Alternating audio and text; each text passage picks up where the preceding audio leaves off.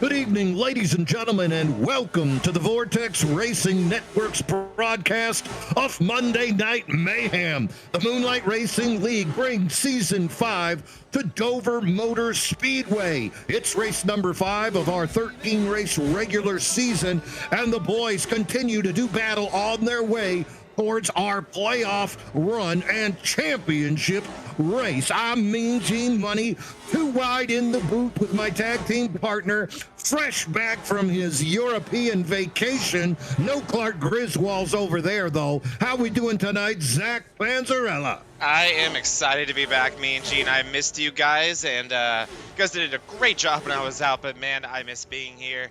And it's been some amazing racing here on Monday nights in the MRL, and I'm back just in time for one of my favorite tracks. I love the Monster Mile here, so I'm stoked to see the show that these guys can put on another big field here on a Monday night. So I couldn't be more excited to be back, and thank you for doing such an awesome job in my absence. Hey, I want to give a big shout out to Aaron Brown. Aaron came on, helping out, doing the production stuff. I didn't think anybody could talk as fast as you, Zach. I was wrong. Aaron, we pulled the trigger on that thing, and he sounded like a machine gun with a 10 million round belt. But it was a lot of fun to work with Aaron. That guy's dedication and professionalism to sticking to what's happening on the track, unparalleled. It took me at least 20 minutes to break him. So it was a lot of fun making that happen. Today, Dover Motor Speedway, 1 mile concrete, 24-degree banking. Zach, the boys told me they can make about 48 to 52 laps on a green flag run. But what do you think? Those tires, they ain't going to last that long. Yeah, you're not kidding, Mean Gene. Just because you technically can go that far doesn't mean you're going to want to. I don't know if there's any track out there that eats up tires quite like this one. In fact, DDIRL, another series that we cover here on the VRN, gave these guys an extra set of tires. No such thing or for this race, but no such thing for this league here. These guys are going to have to conserve those tires, Mean Gene, because you do not want to get caught at the end with your pants down. So that's going to be a really fun thing to watch today, to see who preserves those tires till the end of the race, or who prioritizes control early and puts a fresh set on earlier than maybe their competitors do. Going to be interesting to see who controls that, who tries to short pit, and with the possibility of cautions, how is that going to work? Speaking of cautions, how about last week at Darlington, where we saw cautions early on, but green flag racing at the end? And I'll tell you, last week, that was the emergence of Jordan Fisher. Jordan Fisher took the pole, led the most laps, dominated that race from start to finish. We'd seen Jordan get second place, took a podium at Charlotte, had a couple of rough races at Kansas and Echo Park with some cautions and accidents, but comes back, wins Darlington, and this now is a fellow that you got to look at as a real possibility to be in that Final Four. Playoffs guaranteed with the golden ticket. But now he's a fellow we're going to have to look at. Other people last week, Jay Stinson picked up second place, really needed that, as he is one start short of the others. Third place, Matt Tucker coming through strong there. So lots of powerful names that we've seen from the past now coming up to the front. Big question, of course, David Owens missing his second race. Only 2 races so far from David Owens. And as I look out on the track, Zach, guess what car I do not see? What car? I don't see David Owens. Wow. Oh, I think he's on a quest. I think he's on a quest for something else, and it is not a championship in Monday Night Mayhem. But hey, it's only one win and you're in, so we'll just have to see what happens. Tell you what, we're about to finish up practice qualifying start, so you know what that means, yeah? Yep, that means let's fire up this national anthem. Take off your hats and stand.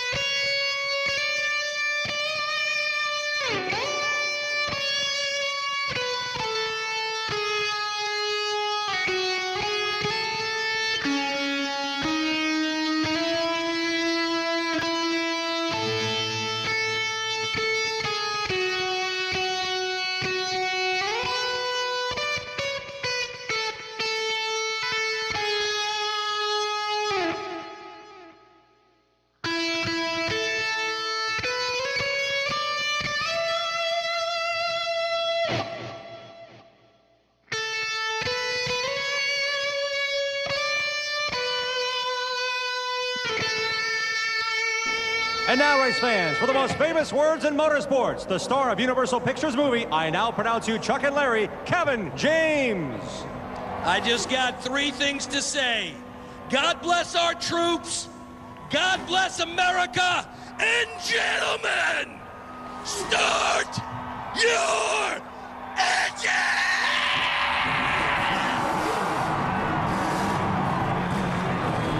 Oh, what a wild man. He's screaming already. I mean, he's got reason to be excited, me and Gene. We're here at Dover. What better track is there? I'm stoked. I'm just like Kevin James right now. I'll tell you what, the drivers getting ready to go out there, practice session or qualifying now underway. I'll tell you what, though, last week when we interviewed Jordan Fisher after his dominating performance at Darlington, he said he had a secret to his success. And I've brought in a piece of that secret to maybe reveal even more secrets. Hey, Chris Lewis, crew chief and spotter for Jordan Fisher. Are you there, my friend? What's up, buddy? Glad to be here. I don't know if secret's the right word or not, but I don't drive, but he's pretty fast. I'll tell you what, he definitely threw his name out there. We saw that speed at Charlotte in week 1 with that podium finish, second place. Behind Colin. Colin, of course, last year's champion, so that's not chopped liver to lose to. Week 2 and 3 caught up in some incidents. Last week, though, had to be the one. So let's just break it down really fast here. Practice. How many laps do you guys put in practicing before you head out to a Monday Night Mayhem showdown? So we probably put in a couple hundred easily. I know before every race, I tell him, I want you to do a couple runs for me. I want you to tell me how it feels. I want you to give me the gas mileage. I want you to tell me the tires, send me your lap times. So while I'm at work, I'm also, getting ready for tonight and getting the strategy ready, and it's paying off here lately. Now, you also do driving, right? Not really, no. I love being on the box. I love spotting. I love doing the strategy. I'm not fast, and I'm very competitive. I'm one of these guys, if I run 20th, I'm mad. If I run 10th, I'm mad. So Put me in the box with somebody fast, let me do my thing, and we're going to get a win somehow. Well, on behalf of Jordan, I want to give you a double thank you. I know I've had the opportunity to have somebody spot me, and simply taking away that processing of when to pit, being focused on when the other guys are pitting, what their tires are doing, being able to get that data without worrying about crashing, that it's a huge advantage. So I know he has to appreciate that. Last week, Darlington, straightforward race, or was there any strategy going on there? There was a little bit of strategy, but with the speed that he had, it was basically just do your thing, buddy, and I'm going to make sure we don't get screwed over here. Being Jordan's crew chief, I've been doing it with him about a month now. I love the kid. He's insanely fast. He's insanely good. And most of all, he listens and he trusts me. And I can't preach that enough. As long as you trust me, I'm not going to let him down. And so far, I haven't. Darlington, he questioned me a little bit, but he did what I asked him to do, and it worked. Well, so. Guess what? We're poll results are final, and guess who's up on top of that poll, man? That's right, you boy Jordan. Yep. I'm going to move you back up to your channel, let you guys take over there. Thanks for talking to us, and y'all have a good race tonight. Thanks, buddy. Before I go, I want to say one thing. I want to shout out to Dover Air Force Base. They're actually watching you guys right now. Wow. As well as there's a bar in Asheville, North Carolina. I got them to turn on this race right now. A couple TVs showing you guys down there. So give us a good show tonight and cheer on that 39 car to victory lane. Hell yeah, the boys that are keeping us safe watching here tonight, rooting you on. Good luck out there tonight, Chris. Thank you, buddy. Well, and now comes the long process of moving him up. Let me see. Well, he's way up there. Like, makes sense. Because there, he moved himself. There we go. The driver he's spotting is way up there in the standings here, Mean Gene, or in these starting standings. He's going to be sitting on the pole. How about that? Jordan Fisher on the pole, last week's winner. Nice. Jordan Fisher, front row with him is going to be high side hustler Eric Thornton. Second row, Steve Lewis. Best qualifying effort I've seen out of Louis. He's part of that DX the Generation X team. Dalton Geyer, DDI captain, going to start in 4th. Grant Applegate, welcome back, Grant. He is a free agent. 900 number, first race for Grant on 5th position. There's Justin Parham, 6th place. Joe Volpus, 7th. Joe needs a good run here today. He's creeping the wrong way on the leaderboards. Blair Saunders going to start in 8th. Kevin Kyle going to be 9th. Nick Mazza, 10th. That's your front 10. Starting 11th place will be Matt Novella. He got the win over Atlanta. 12th place will be Alex Hillman. 13th, Sean Walton making an appearance here. 14th, Jay Stinson. 15th, belonging to Michael Maddow. You know he likes this track. 16th, Ricky Mandela Sr. 17th will be Dustin Hardy. 18th, Kenneth Redinger. Always great to see Kenneth back in the lineup here, me and Gene. Moving on through the rest of the field. At 19th, we got Tyler Clunan. 20th, John Beverly. 21st, Zach Clausen. 22nd will be Jose Medina. 23rd, uncharacteristically bad qualifying effort from Tony Iverson. 24th, Mike Benton. 5th, Bollinger. 26th, right now the points leader, Andrew Bolander. 27th, belonging to Gambriel. 28th, Sander. And running out this 29-car field is Hunter Hall. That is an awesome field, me and Gene. Yeah, 29. We had 28 cars last week, so continuing to see these big fields as we are about ready to do battle and making their way around the track currently. Jordan Fisher. Which Jordan Fisher are we going to get? We're going to get the one that's fast and untouchable, but he's going to have Eric Thornton up there with him. Eric, not a guy that was able to make competition with him last week. Eric also might be a little heavy in that front bumper sometimes. So this ought to be fun. Here we go. Pace car is out of the way. Whoa. Jordan Fisher will be waiting for the flag man to take it down. Eric Thornton as well. There's the green flag, and away we go. Eric Thornton immediately side by side with him. And there we go. We're loose. Dalton Geyer sideways there. Oh, no. Oh my goodness, me and Gene. That is a huge wreck to start this race. I'm speechless right now. Oh my goodness. Go look at Ricky Mandela's car. Let's take a look.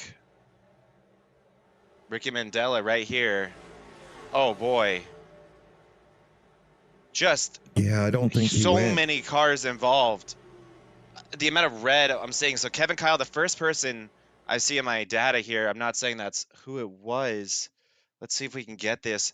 We had a weird moment there in the beginning as well. I wonder if there was a connection issue league-wide. So there's Dalton spinning the tires, and he just gets hooked. And there we go, me and Gene. It just goes out from there. I see Hillman involved. So many different cars involved. Gabriel go driving through it. No fast repair in this league, so this is going to be the end of this race, or very, very significant damage for at least 10 cars here. Wow. Yeah, we're going to have to get a feeling for what happened. Going to look into the pits. You can see all those cars coming in, lots of cars staying out on the track. I would imagine, though, everybody that's coming in is either going to take a look for damage, or they know they have damage and they're trying to get it addressed. So it looks like 8, 9, 10 people, maybe 11 going to stay out on the track. Everybody else coming down. Of course, Fisher, Thornton, Lewis, Applegate, they're going to stay out. And then you can see a few people taking risks. Saunders, how about Hunter Hall? You know, he ain't sad. He's going to move up 21 spots to that 8th position. 21? That's insane. Well, they wrecked in front of him. Yeah. Andrew Bolander up 17. Colonel Sanders, season 2 champion, moving up. It looks and like here the we go. start Finally, of the race. people coming out of the pits. It literally looks like the beginning of the race on pit road right now, does it not? Yeah. Yeah. Oh, it looks like the. Would you think we could get Kevin James to come back out and say, "Gentlemen, start your engine again"? Because look how many damn people are down there. Joe Volpus caught up in that wreck. That was just so detrimental to so many people who need a big day here at Dover, but not the way you wanted to start. It really wasn't able to narrow in on what happened. I think somebody either didn't go or somebody just got loose tires. That'll be a fun interview at the end of the race. Yeah, did you see anything on the public comms? I didn't see anything between the drivers. I did. That's why I said go to Ricky. I heard somebody say, Ricky, you got to go. I think it was probably just drivers trying to line up after a very confusing. Yes, exactly. I believe we may be getting ready to go green here, me and Gene. Hopefully, we can keep our connection together as well as our this field. I mean, we're gonna quickly find out who was able to make it through that and who wasn't. So that will be interesting to learn. But wow, what a way to start this race. Yeah, the pace car is still on the track, so everybody is starting to dial it back in. Looks like the top 19 cars are pretty much in line. Everybody else is having the opportunity to stay on the lead lap all the way back to the 29th car. That's the 69 Chevrolet of Mike Benton. Kenneth Redinger also. We haven't seen Kenneth out here for a while.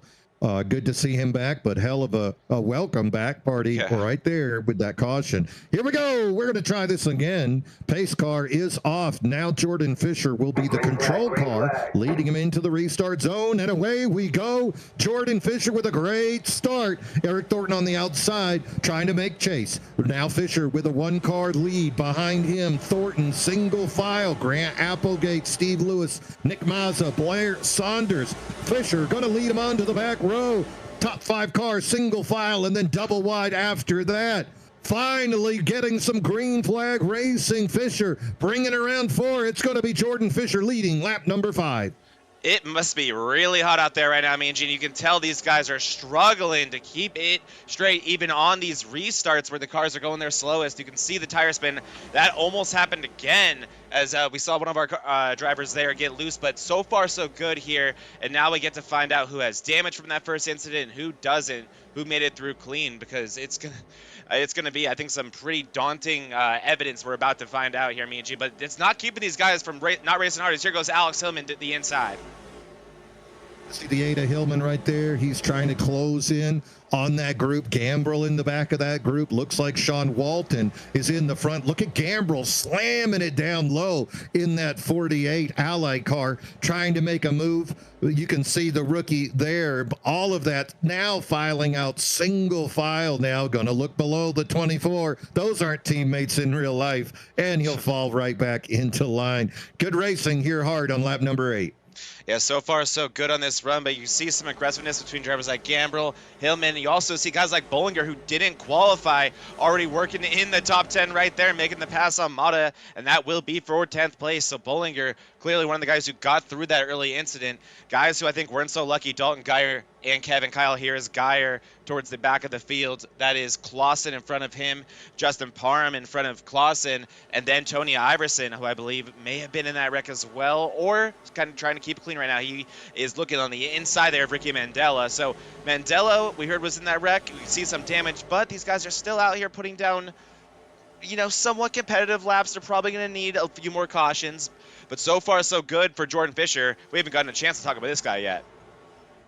Jordan Fisher making it happen right now up front already with a little bit of a gap over the rest of the field, but Thornton and Applegate not going away. You mentioned earlier Iverson, Parham, both those guys had 42nd or more pit stops. So Clausen's loose into the infield wall across the start finish line. Clausen's still rolling, but he's not up to speed.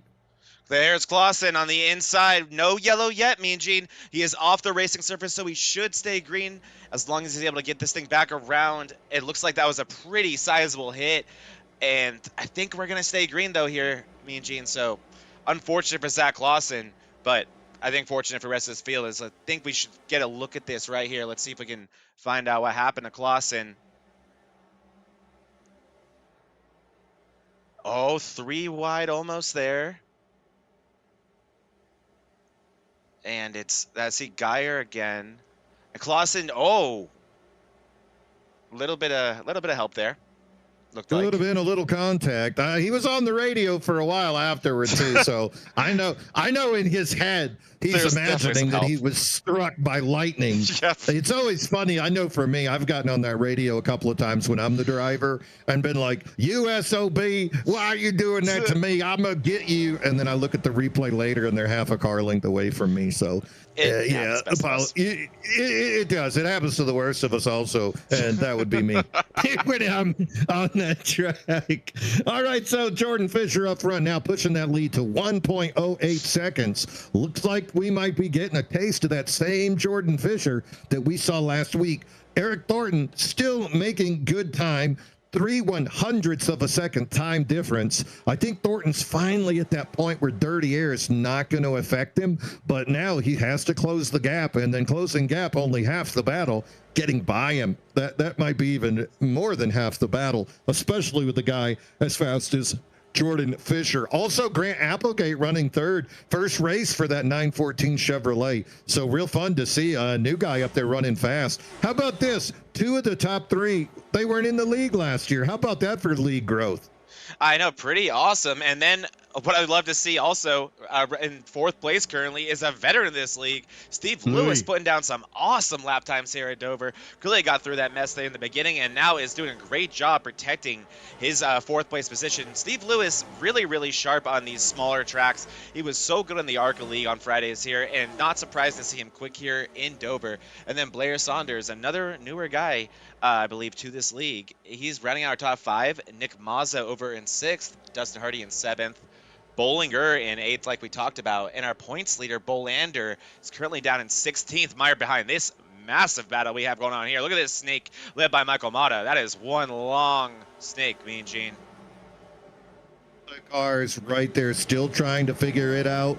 Mata needs to get that snake going, or else with Sean Walton behind him, he could find himself on the wrong side of bumper contact. And then look, Gambrell's still not afraid to take it too wide, ducking below Hillman. You know, Gambrell, brand new to iRacing, but this guy raced consoles a ton, and he was very fast back in those Heat 5 days. He's the kind of guy that once he learns the new equipment, I think that's another fella we're going to see battling for those top 15, top 10s, if not top 5s quickly. But this car, this next gen car, I mean, it's a big jump. You're not out there in a truck, right, Zach? Here, I mean, this is a hard car to drive.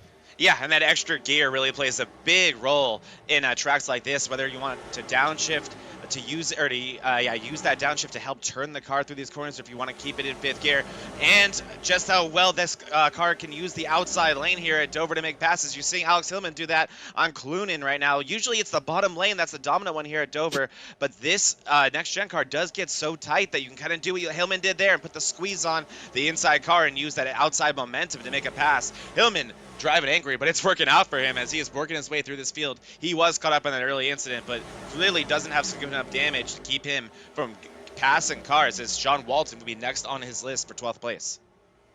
21 seconds of damage and work repair put on that 08 by Hillman last time he was in there trying to make that outside lane work. And now here we go, boys, trying to make the inside lane work. This is where it's going to get fun, especially we talked about those tires. When will they break down? You can run 48 to 50 green flag laps, but those tires, I heard that there was a big breakdown around 15, around 12 or 15 laps. We're currently on lap number 23 after that caution. I would expect now they're starting to have issues. Last lap leader ran a 24:10, best lap 23:02. So already 1 second slower. You push that car, you're going to plow right up that track, and this side by side is going to get real fun to watch.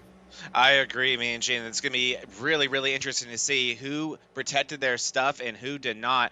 I mean, whether or not you accidentally put on tires after that first incident, it's not going to make a difference. Those guys only made it a few feet before we were back under yellow. So it's really going to be even across the field right now. So we're going to find out who knows how to save here and who doesn't. So far up front, we're seeing around the same thing as here goes to the inside. I believe that is going to be Stinson in the 60. Yes, it is looking to the inside of Clunin now. Clunin, I think one of those guys that may have not taken great care of his stuff. He's starting to fall down this running order a little bit, as it looks like Redinger will be the next to try to take a look at him. But this has been a fascinating race so far, me and Gene, as a lot of these guys are working their way back through the field who were involved in that early incident. And a lot of guys, I think, running a little bit further up the field than they be used to at this point in the race. But it's been a lot of fun to watch. After that early caution, track position becomes imperative, and you're just in that mob, whichever group that you were running with, you're stuck there. We can see right here, Mata now in the front of this little group that Sean Walton was ahead of, but none of these other drivers really making any progress. They've just been stuck there. Hillman, Stinson, Bolander, Gambrel, and Clunan still doing a little battle. You can see the pass attempt right there. Directly behind them, you can see Kevin Kyle now drawing himself into that picture. So lots of action, but nobody really making the move. How about that blue and yellow car, Joe Volpis? We saw him caught up early on in some accidents, and now Volpis perhaps has the fresher tires and not having that same breakdown. But where is he gonna go? Both lanes are trapped, and you really got to try to pass one at a time. But with the cars being this close, if you go for a pass and fail, you could go straight backwards 2 or 3 spots. Yeah, and the intensity is just absolutely pegged right here at this point in the running order, probably about 11th on back. These guys are really costing themselves a lot of time as well. I mean, Gene, if you look at our pylon on the left side, they are about 14 seconds behind our leader of Jordan Fisher right now. And a lot of it is because they're racing each other so hard. A lot of these laps are being spent side by side. As you look throughout this group, there's a lot of action. I mean, it's fun for us as you see Redinger and Clunan, wow, getting really close right there. But that is the type of stuff that costs you time. Yep. And look at that run that opens up, I believe, for, it looks like that's going to be Beverly. Yes, Beverly in the 01 looking at the inside. But, man, you can just see what this type of racing does for pace as a loose moment there for Kevin Kyle on exit. And this is not long laps here around Dover. It won't be long until these guys are going to be at risk of going a lap down if we are to stay green. But I think we may get to some green flag pit stops before that happens. And now the other danger, of course, of running side by side is you can't get down to the apron. And if one guy goes by you, all of a sudden this whole train could go. Michael Mata's got to figure something out. He's running in 11th right now, but he's already got a 1.75 gap behind the car in front of him. He's running basically the same speed now, but that tire breakdown really hurt him. And now with Mata, got Sean Walton, got Hillman, and 2 hungry Hornets in Stinson and Bolander behind him. He could be in danger of receiving a front end. Walton's tried to clean up his act. He got a crazy reputation last season, had a great 6-pack, and he won that little mini 6-race championship. Talking about Sean Walton, of course, that's the number 23, but it's still in you. You know, if you're a guy that uses your bumper to move people, it's still in you. It doesn't go away. I'm in the Brazilian Jiu-Jitsu game. Some guys just love that guillotine choke. That doesn't go away. Even when they're being nice, if you duck your head, you're going to get put in it. And I think that Sean Walton, you know, he still has it in him that if you're jerking his chain, if you're holding him up, I think you still might find out that front bumper the 23 tastes like. I definitely think that'll be a possibility. Yeah, Hunter Hall in 10th place has definitely put a gap on. Oh, wait, it looks like Hall actually may have just fallen behind Mata, so now he may fall into the grips of Walton. He had opened up a 1-second gap. Oh, talk about our natural jinx right there as he looks to throw the block on Walton and kind of drives Walton a little bit off the track there. Walton's not going to love that, but we'll see if he still has that dog in him like we're talking about, as Walton is not going to be happy about this. He's going to drive Hall a little bit up the track, but you can see Hall probably trying to right there apologize a little bit, let him by. And you also were seeing Volpis and Clunan get into it a little bit. I do think Clunan falling off right now, those tires, really not giving him much, as he has fallen all the way back to 22nd place. Dalton Geyer doing a good job making up for that earlier mistake up to 21st. And yeah, up front, we were starting to see that happen. Now Mata has a little bit of room to breathe, and Sean Walton's about a second behind him. And we'll see how much pace Hall has if he's able to get back around Walton, because he had opened up a nice little gap there on Mata. And I think a lot of these guys are eager to take off these tires. But you know me and Gene, any green flag pit stop is going to put you a lap down, whether you're Jordan Fisher or someone running 21st like Dalton Geyer. So you got to hope that you don't get on the wrong end of that if a caution does come out. And I know it's going to make a lot of these guys afraid to pit here early on.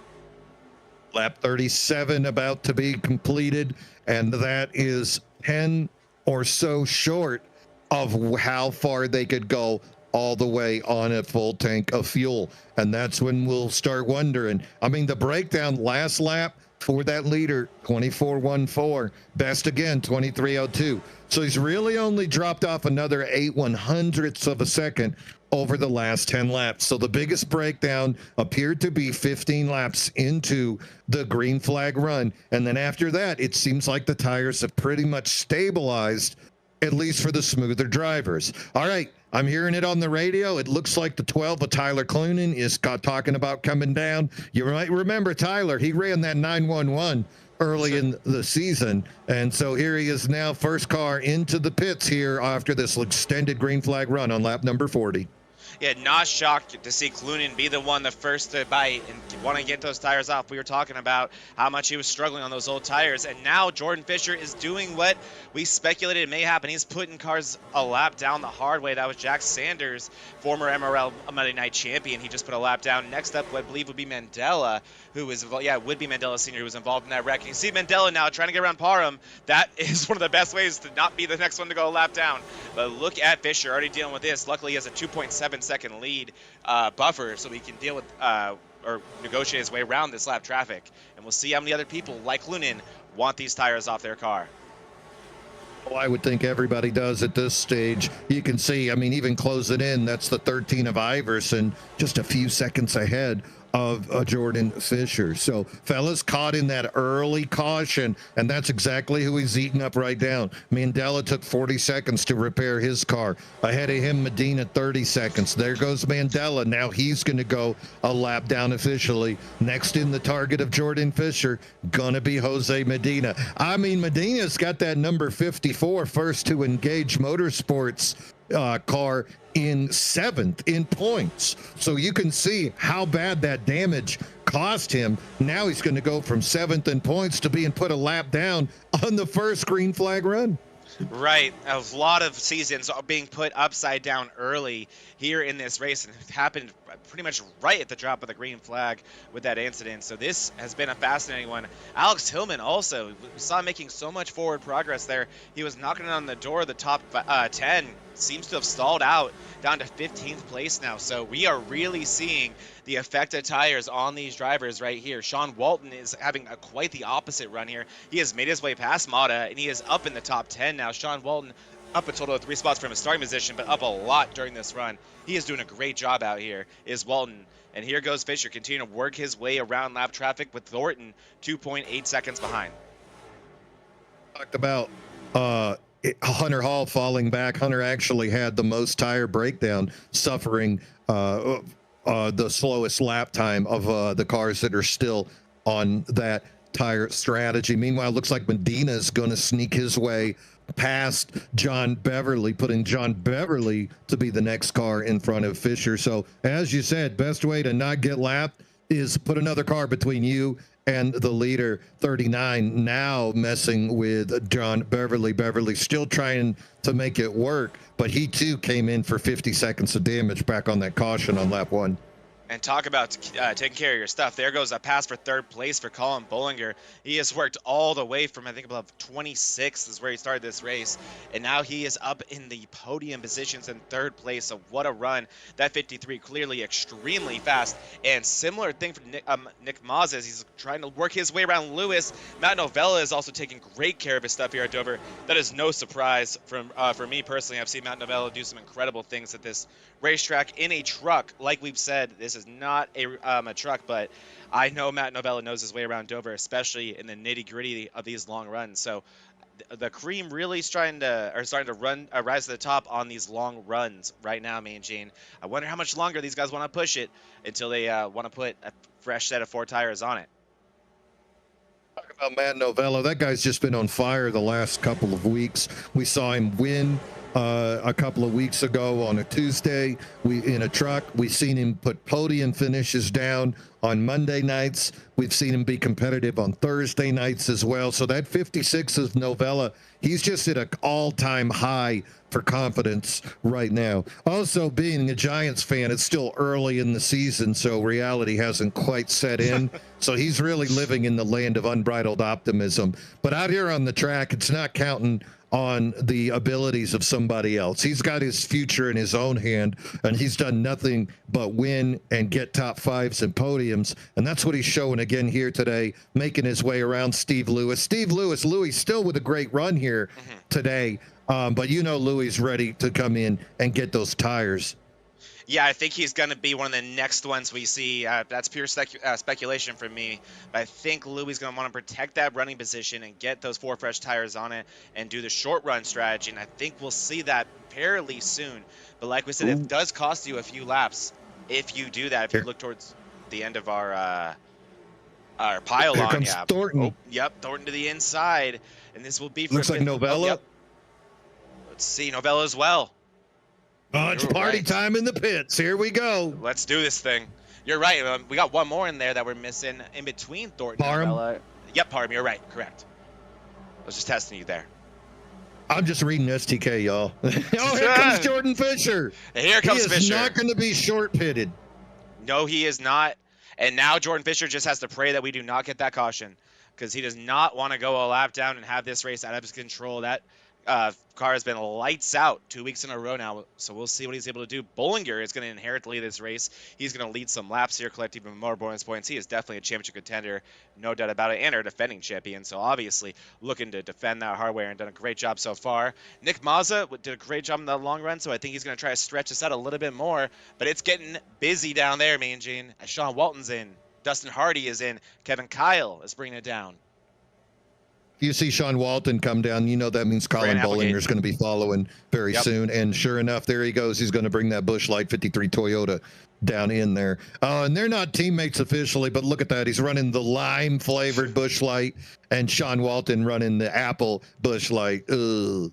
Ew. Here comes Steve Lewis. So Steve Lewis bringing it a little bit later than we thought he did, or thought he would. Vulpes looks like he's going to try to stretch this one out here. And then Alex Hillman stretching it as well, from what I can tell.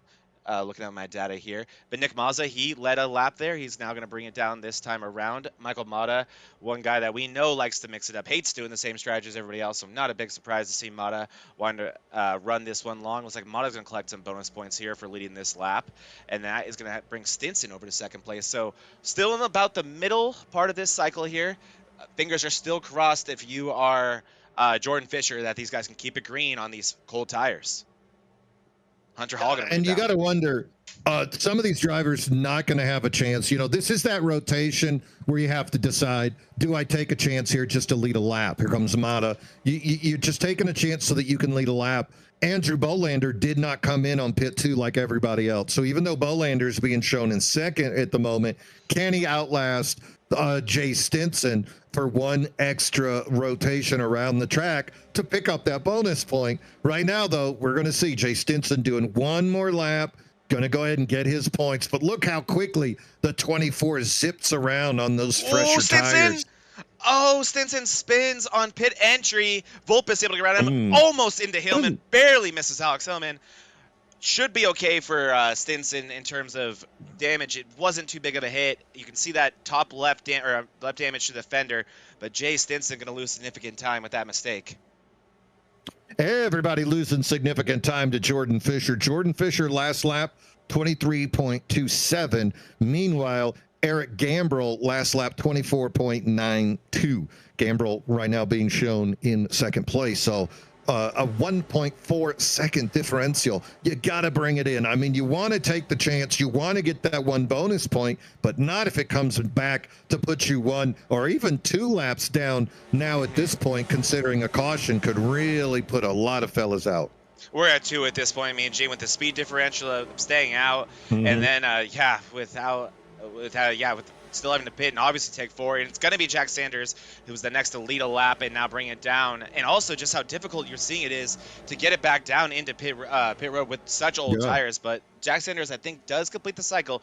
Jordan Fisher is going to inherit a big lead when he comes back around here. Like you said, he is putting down some heater laps, and he really came out of the pits with quite a bit of clean track in front of him, so that couldn't have worked out better for Jordan Fisher. It's a 4.6 second lead over Eric Thornton, and now Matt Novella did a great job through that cycle, and he finds himself in third place. Hot on his tail, though, is Applegate right there.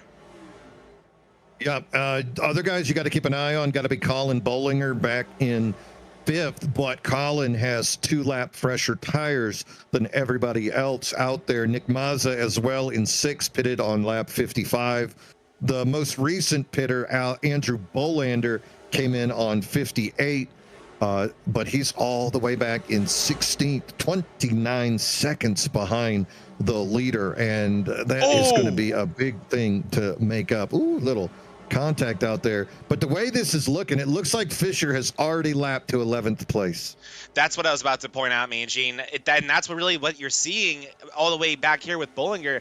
That's the issue, is that Parham and I believe that is why am I forgetting his name? Gabriel are battling for their own race right now. That is for position 17th and 18th.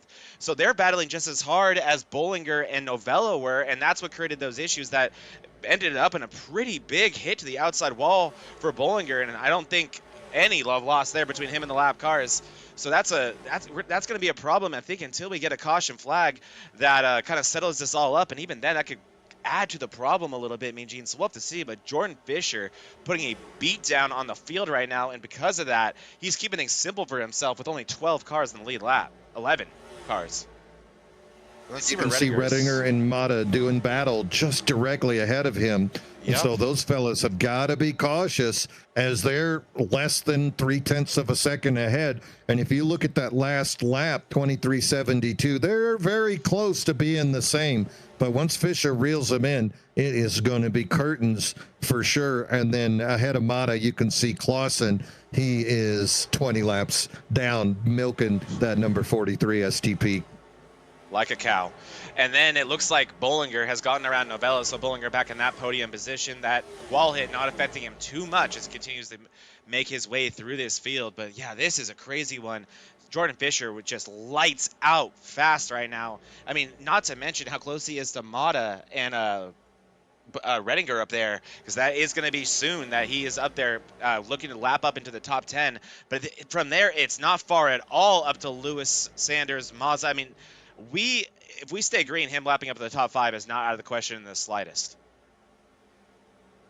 Really look at the gap between Applegate and Mazza. Applegate in 5th, 11.1 behind our leader, and then Mazza 18 seconds behind the leader. So there's a nice 7-second gap between 5th and 6th, and we're not even at the halfway point of this thing yet. So as long as we stay green and see Fisher just continue to put down lap after lap, hitting his marks. And I don't think there's a coincidence between what Chris Lewis, the crew chief spotter, told us about putting down the laps here, knowing when the tire is going to break down, knowing when you need to make those adjustments.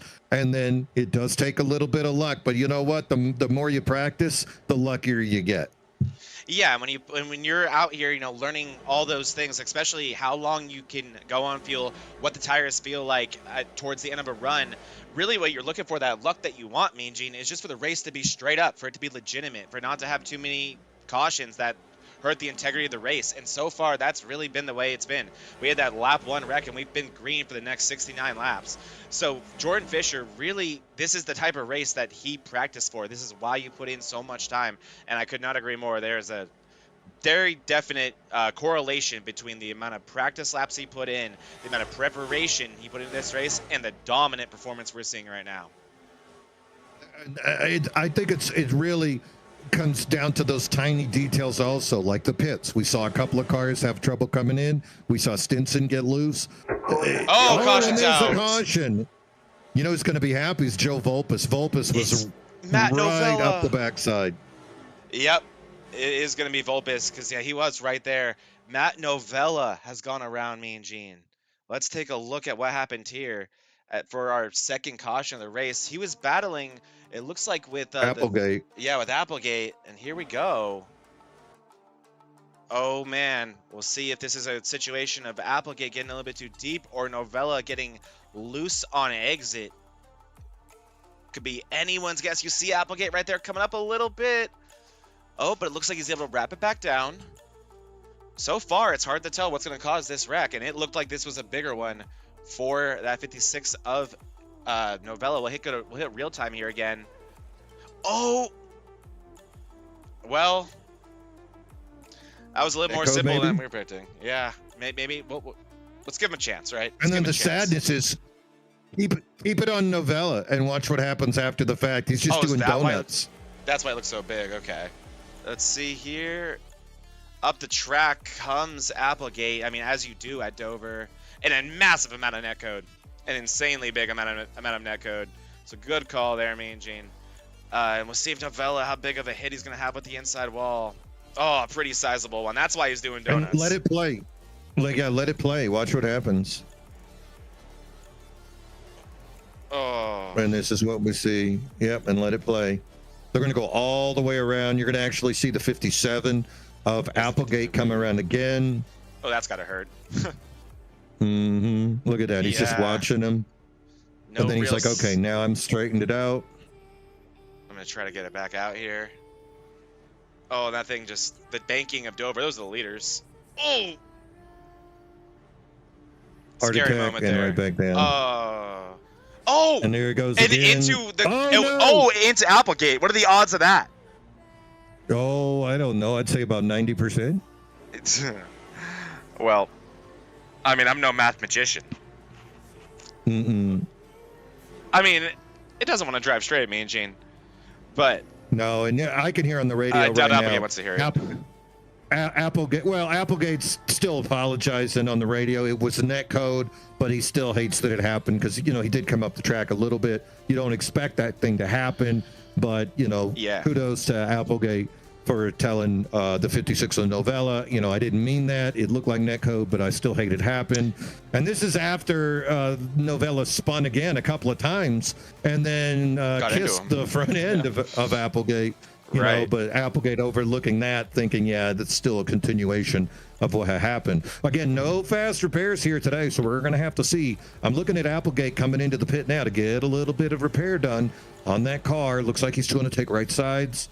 From what I see, going to drop it down. Still getting repaired. A little bit of fuel. Left side's going on to the 57 of Applegate.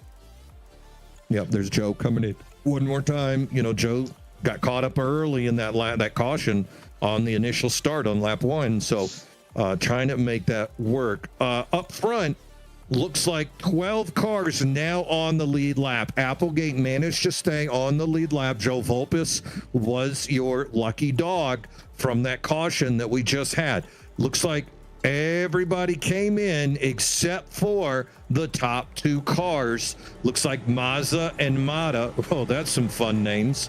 They stayed out, last pitting on lap 55. So they're going to have 16 lap older tires. And remember, we said there's a breakdown at around 12 or 15. So those 2 guys definitely going to have that breakdown of tires. Now there's some foolishness up front as we're 3 wide under caution. So that tells me we may be extending this one. But also, Mean Gene, Fisher, from what I can tell, lost a few positions on pit lane, and I can't quite tell why. He had not a particularly fast or slow pit stop compared to his competitors, but Walton and Thornton and Reniger appear to have gotten in front of him, but looking to go green here. And Louis, he only took 2 tires, so he's up to no good. Looks like Jack Sanders took 2 tires as well, so that ought to be fun. Here we go. Nick Mazza is your control car. He's in the number 3 Ford. Coming into the restart zone, and away we go. Oh, and the outside lane did not go. And now the 3 gets pushed up the track. Mata, Thornton, and Mazza all together. Green flag soon needs to be turned yellow. It is still green, Mean Gene. I can't believe it, but it's still green. That was just like the beginning of this race, but there's the caution. There it is. Assuming that's an admin caution. But that was just like the beginning of this race. Was Michael Waltrip up there and he dropped the flag and he couldn't wave it?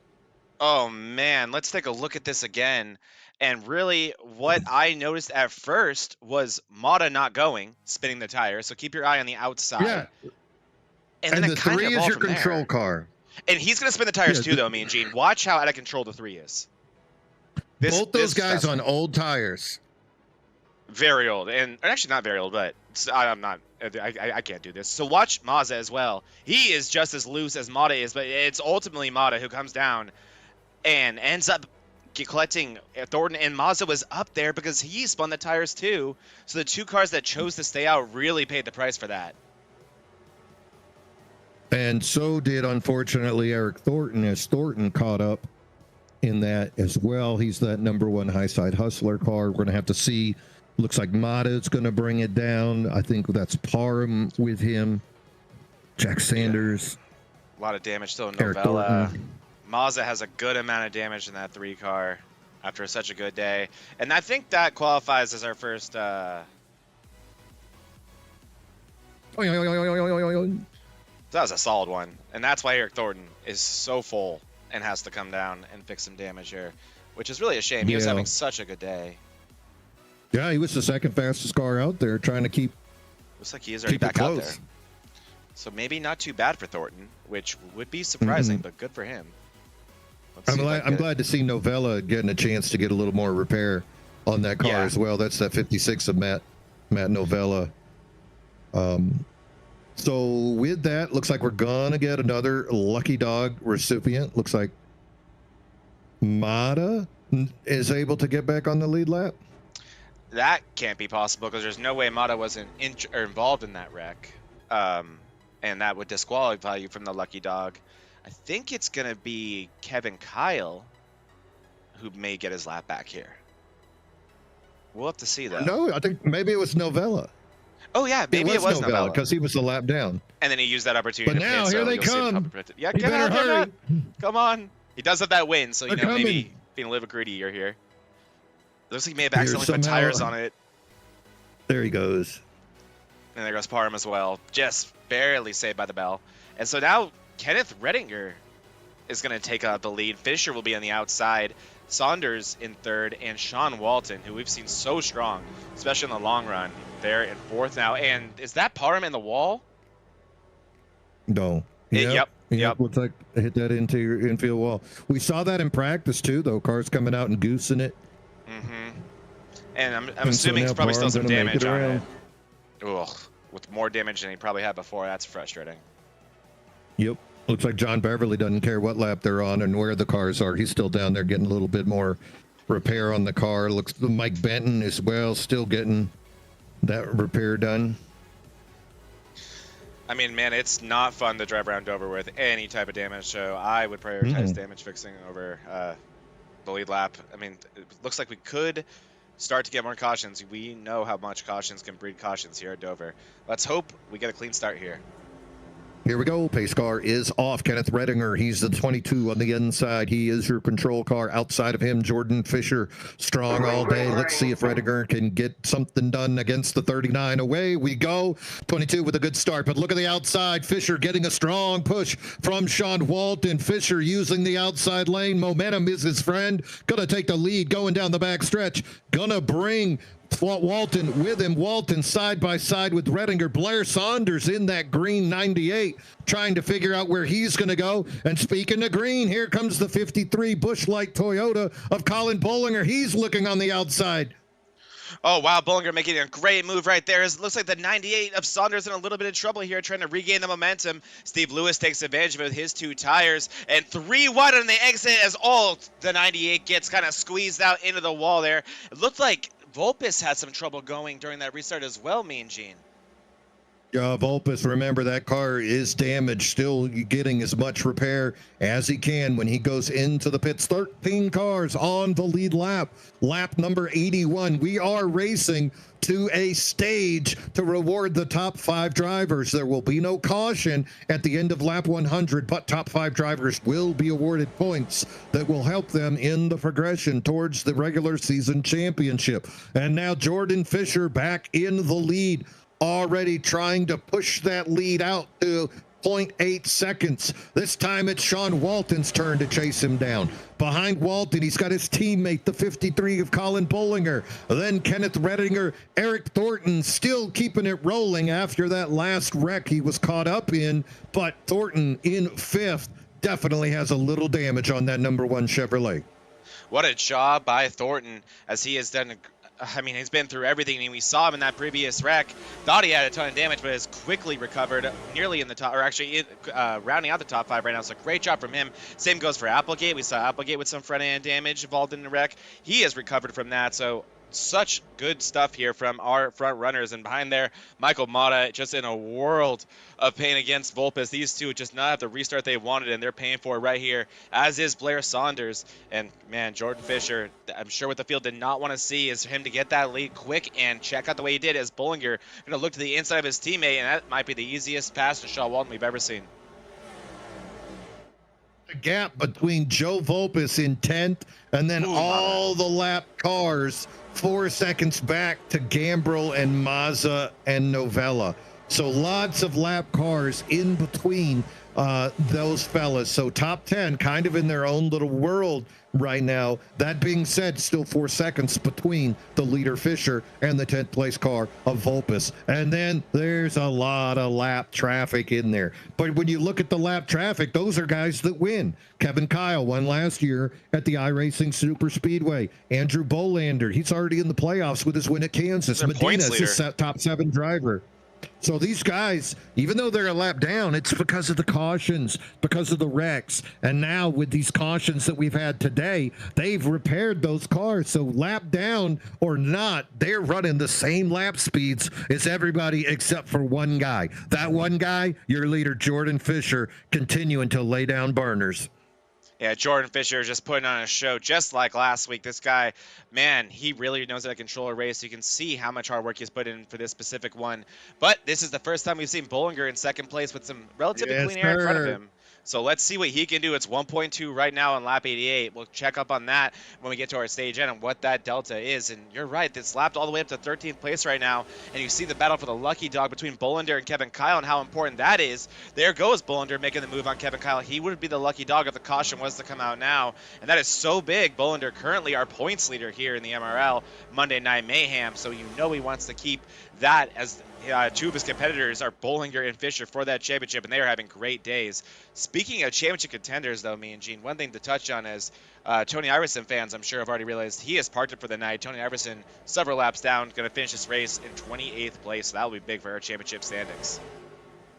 Ouch, it is a win and you're in, but Tony yet to get into victory lane, still counting on points, and a 28th place finish not going to help him in that accumulation of regular season points. Meanwhile, up front, last lap, Jordan Fisher, 9/100ths of a second faster than Colin Bollinger. So the 53 is the car I want to see Jordan dueling with, but hasn't closed that gap. Let's give them a few more laps. They last pitted on 72, about to come up on lap number 19 on these tires. We'll see if that tire breakdown starts to affect those guys. 2381, we saw them get as slow as 24.4 when those tires got really old. So let's see which of these two guys going to slow down the most. Behind them, Sean Walton, Kenneth Redinger, Eric Thornton, Grant Applegate, Steve Lewis. So none of the top 7 really moving as of yet. So the battle, of course, we're eyeballing is Bolander Stinson for that lucky dog, and then keeping an eye on that timer between Jordan Fisher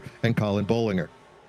Yep, it is so far just looking similar to those type of deltas you were explaining, me and Gene, about 9/1000ths of a second faster is Jordan Fisher, and Jordan Fisher just not making any mistakes. So Bollinger, I'm sure, getting a little bit frustrated watching that 39 car get a little bit smaller in his mirror. Behind them, you saw that battle on screen between Vulpes and Mata.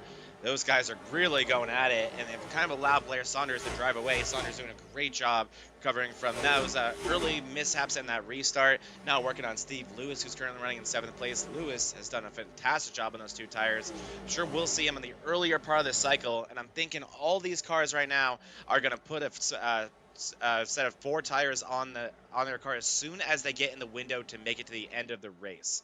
So I'm thinking probably lap 110, 105 is when we may start seeing pit row get a little bit busy, because I don't think you want to stay in these tires for any longer than you have to on the tail end of this race, me and Gene, especially if you can leave it set in after that, which I think they can. Yeah, I'm going to agree with you, because right now everybody out there in the top 10, they pitted around between 71 and 76. The first guy after that, Eric Gambrel, running 11th. He pitted on lap 58. That's 16 lap older tires, and he is already, his lap times are already, a second slower. Mm-hmm. He's really suffering. It's massive here at Dover, how big the deltas are. The longer you stay out, the worse the damage can get, and you won't have a chance to recover from that. There won't be an adverse to your strategy if we don't get a caution if you stay up for too long. So the incentive really isn't there once you start to see your competitors bring it down pit road. So that's going to be fascinating. Only 3 to go in the stage. Boy, Stinson and Bolander are really close to each other, too. That is really exciting to watch. Stinson, though, clean driver. I don't think he's going to use that front bumper to try to get by Bolander, but it sure is fun to watch. Again, no caution for the stage break, so these boys are going to just keep on racing. And meanwhile, look at Louis making moves up there right now. Louis battling to get by a lap driver. That is fun stuff. Or is that Saunders? That's Saunders. That's Saunders who's caught up to Louis, actually. Saunders has just done a great job recovering. And Louis, I mean, like we said, we think he's on 2 tires. Yeah, his last pit stop was 6 seconds long. There's no way that thing has 4 tires on it. So Louis is really just in defense mode right now as Saunders makes that move for 7th place. Next up, Michael Mata, he's going to have to try to hold off. And Volpus breathing down. Mata's next, so he's going to try to make quick work of that. But it looks like as we get to the conclusion, oh, I just heard a sound that wasn't good. Oh, I know. We don't want to hear those sounds. Yeah. Did you hear that? That was a horrible sound. No, it must have been in your mic. Jordan Fisher in the lead. Sorry. Stage is about to come to an end. 1.9 seconds. Yep, 1.9 seconds is the gap. Jordan Fisher continuing his assault here at Dover, getting ready to pick up those 5 bonus points that will help him continue to climb up that ladder. Fisher bringing it around here. We're finally on lap 100. This is the lap that's going to do it. Sean Walton. Looks like Redinger going to get by Bollinger. Bollinger bringing it into the pits. Wow. Crazy time to do it. Here comes Thornton as well. That's interesting. That's very interesting. Yeah. Yeah, normally it's easy to tell you who got what position, but with Thornton and Bollinger bringing it in, that's very confusing for points. Not so important for Colin. Yeah, that's what I would think. I would think Saunders got 5th. So this is reminding me of a road course, you know, when you pit 2 laps before the stage end and you prioritize the win over the stage points. Because a win pays out a hell of a lot more points than a stage does. We all know that, Mean Gene. So interesting move by Bollinger. Will it be the race-winning move? Here comes Matt Novella into the pits now, as well as Hunter Hall. So you figure it is a 150-lap race, and 50 is the amount of laps that they can run. So maybe they're figuring this could be the last time, and they're theoretically in that window if this thing goes green the rest of the way. That has to be what it is, Mean Gene. That's a big theory. It's a theory, and you know what a theory is until it's proven.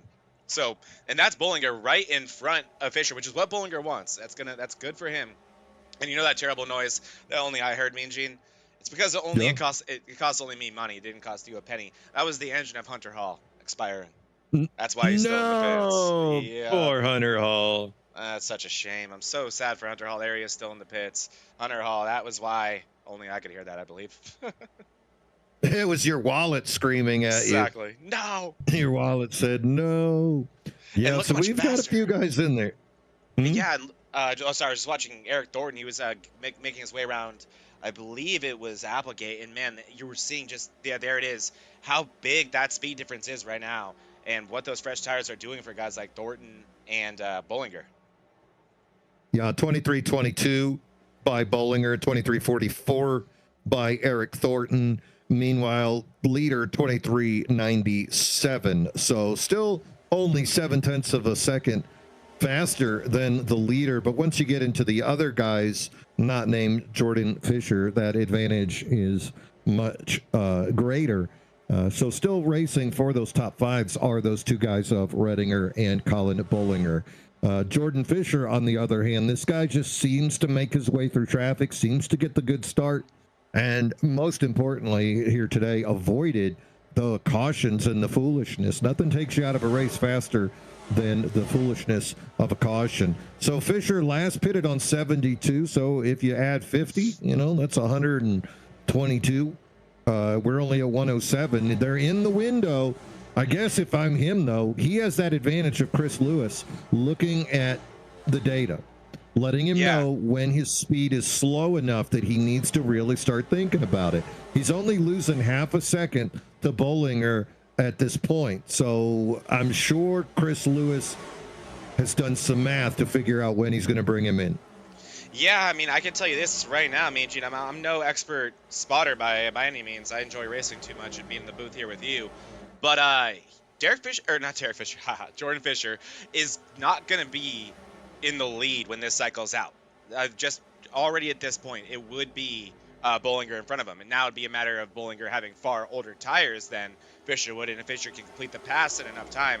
But he's stayed out for long enough, and Bollinger has put down fast enough laps to where he will cycle in front of him. So that's going to be interesting to see how long he wants to leave out Fisher. If I'm the spotter, a little bit of a hit there for Fisher into the wall. If I'm the spotter of Jordan Fisher, I'm not thinking as much about Sean Walton as I'm thinking about Bollinger right now. I think that's what you should be focused on.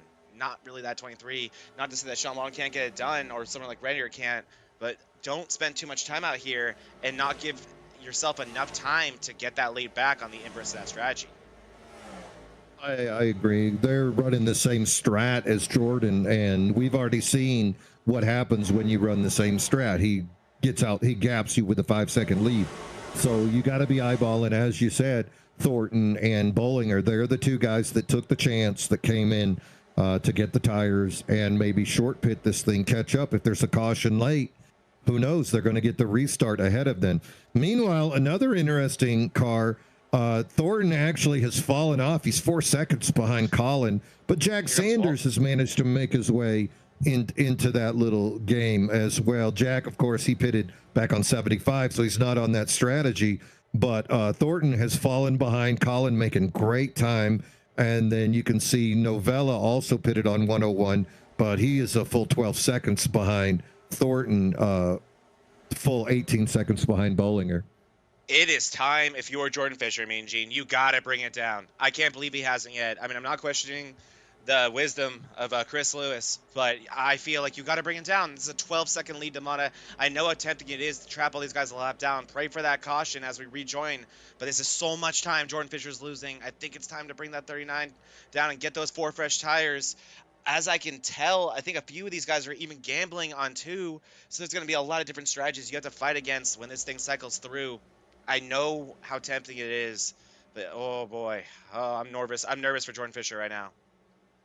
Yeah, I would imagine, though, you're thinking both ways. Sure, if I pin these guys a lap down, that's great strategy. But you also have to just trust the driver and say, hey, caution's out. Caution. And there's there the caution. Is. Wow. Blair now Saunders. You're a genius. Now Chris Lewis is a genius. Chris Lewis knew it all along. He knows the future. Incredible. He said, by Chris Lewis. No, trust in me. Does he know Blair Saunders? Because, man, Blair, this is a Christmas gift from Blair Saunders here. I think he's just going to put too much dip on his chip immediately out of the pits. Let's see here. Going to grab a little bit too much throttle, and, yep, around she goes onto the racing surface. We've seen 3 cars do that tonight. Yep. I mean, that's just bad luck. Oh, it's terrible luck. It's the worst luck, but it's great luck if your name is Jordan Fisher, as he's going to trap the majority of the field a lap down. I mean, Gene, if he wants to play some cute games, he could just not pit and really trap him a lap down. But I think he probably will bring it down here. Yes, he will. And I doubt anyone in the lead lap's going to stay out here. If they were to, there'd be no wave around. But I think there will be one. Was Mata? Yeah, he's got to bring it. No, he's got to bring it in for sure. I think Mazda. The lucky dog. He's by himself. So here goes Fisher. So this is great for Jordan Fisher. This could not be better for Jordan Fisher. And this really couldn't be better for Volpus, Lewis, Mata, and Gambrell as well. I mean, what a amazing situation for those drivers. Yep. And meanwhile, wow, did Mazda and Stinson choose to stay out? Mazda had to, being the lucky dog. So I think he'll probably come down this time would be my guess. Okay. Let's see if I can find him. Because they have Nick Mazda rated as the leader, right? Oh, did he actually stay out? No, there's no way. That has to be wrong. Well, Mazda last pitted on 76, Stinson on 71. So those guys, they've only got about 5 or 6 laps of fuel left. So here comes Mazda. Yeah, he's pitting. Once we go green. He took that lucky dog, and now he's going to pit. So smart move there from Mazda. So Jordan Fisher is going to keep the lead of this race. But everyone else is going to get their lap back. So Bollinger, for example, he will get that lap back, but he needed that thing to stay green. That strategy that he had done such a great job executing on is out the window. And now he has guys like Jay Stinson, Eric Gambrill, Steve Lewis to work his way around before he can even have a shot at Jordan Fisher.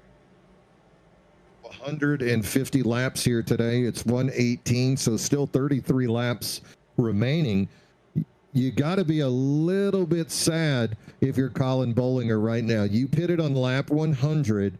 Everybody in front of you has brand new tires. Everybody behind you has brand new tires. But that's what Colin had to do to stay on the lead lap. He's in 8th, the last car on the lead lap. Tires older than everybody. Ouch. Yeah, that just destroyed that strategy. I really don't know if that caution could have came out at a worse time. I doubt Fisher had much more fuel left in that tank to continue to circle around. So that was. And then Jay Stinson also forced to stay out. Lap 7, he last pitted on 71. So this dude is 58 laps into these tires. He can't have more than 4 or 5 laps of fuel left. All right, so the pace car is off. Looks like Clausen's going in the pit again.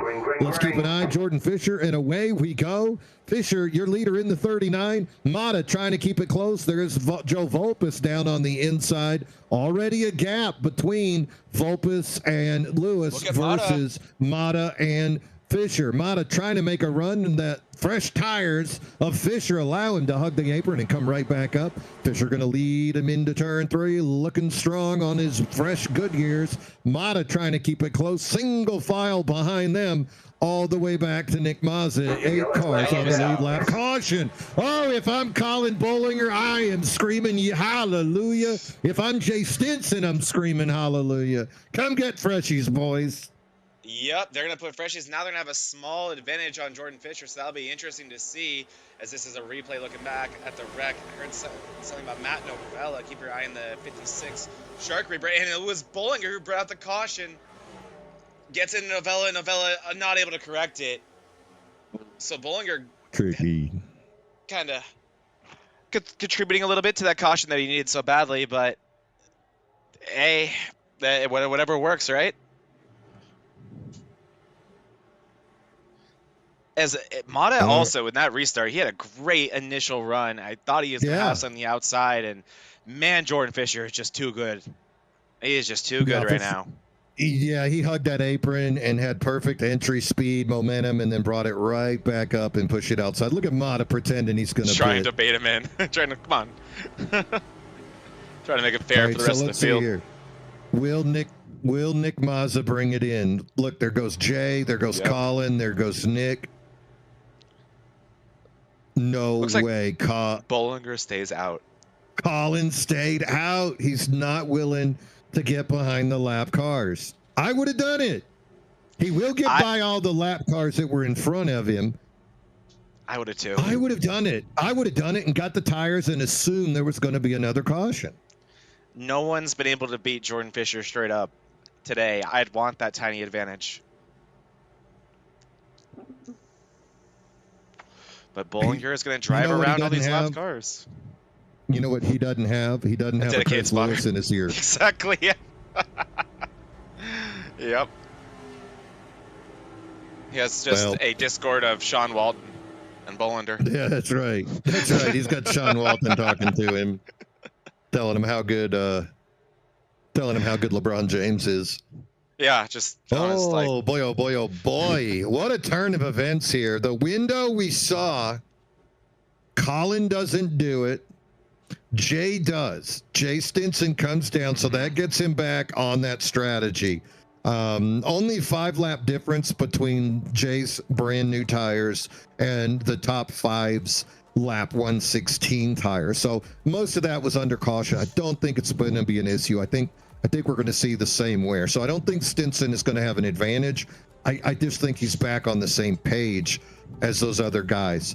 Nick Mazza now in 9th. I guess he was the lucky. Was he the lucky dog to get? That was actually Bollinger was the lucky dog there.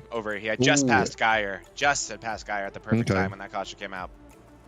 All right, so Kansas winner Andrew Bolander now finds himself in there. So Bolander and Bollinger are There he is in the teammates, back. so I imagine they're going to be friendly to each other. Well, look where Bolander has to start as a lucky dog. Oh, way back. Way The way back on.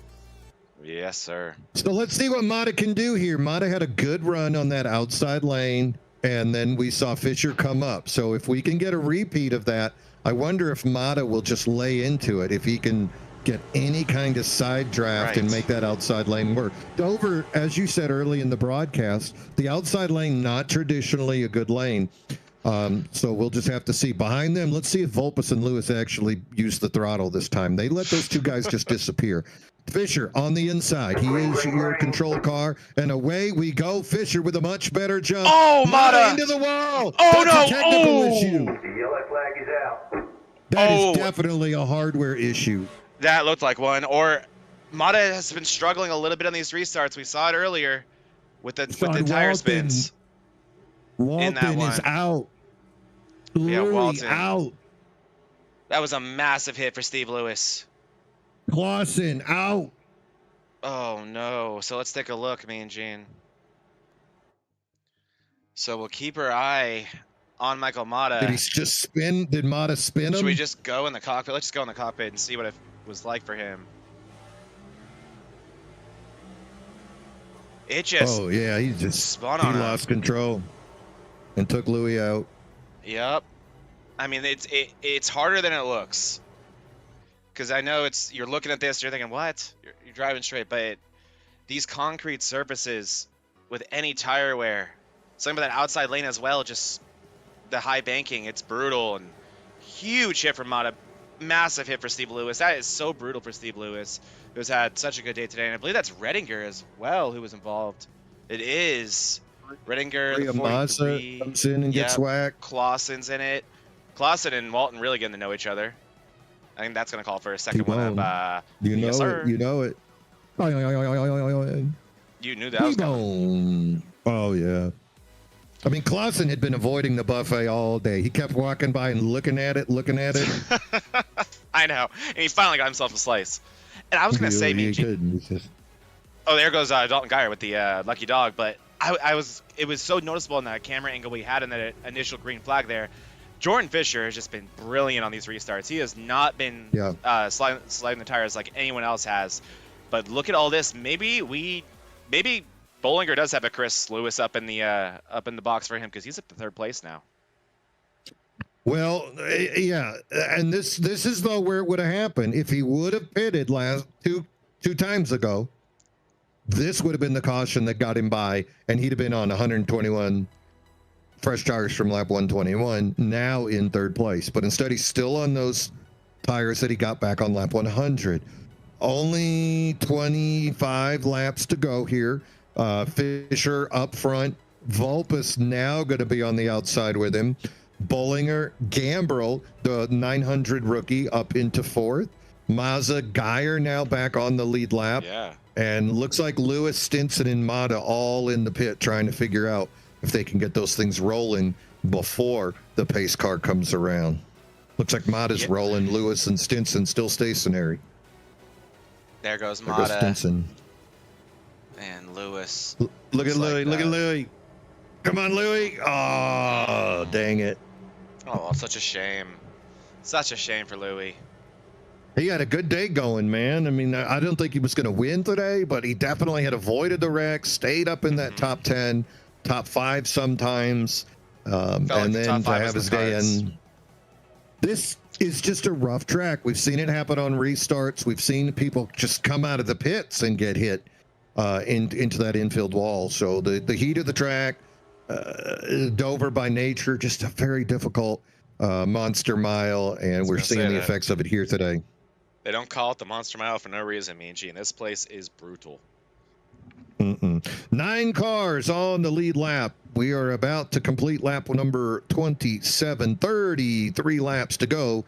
Once we take that green, Joe Volpus now on the front row. He's in that number 11 Ford. He was in that lap 2 caution, but now finds himself on the front row Bollinger and Gambrell behind him. Fisher is the lead car, the 39 Ford on the inside. Away we go. What a jump by Fisher. Wow. Immediately gets 2 car lengths over Volpus and Bollinger. Bollinger and Volpus side by side. The 53 Toyota on the apron, going to have an advantage. Slowly accelerates away. Volpus and Gambrell now falling behind Fisher and Bollinger. Remember though, Zach, 16-lap fresher tires for Jordan Fisher. What can Colin do with that? Remember, week number 1, it was Fisher watching Bollinger drive away at Charlotte. Oh, how the roles have reversed.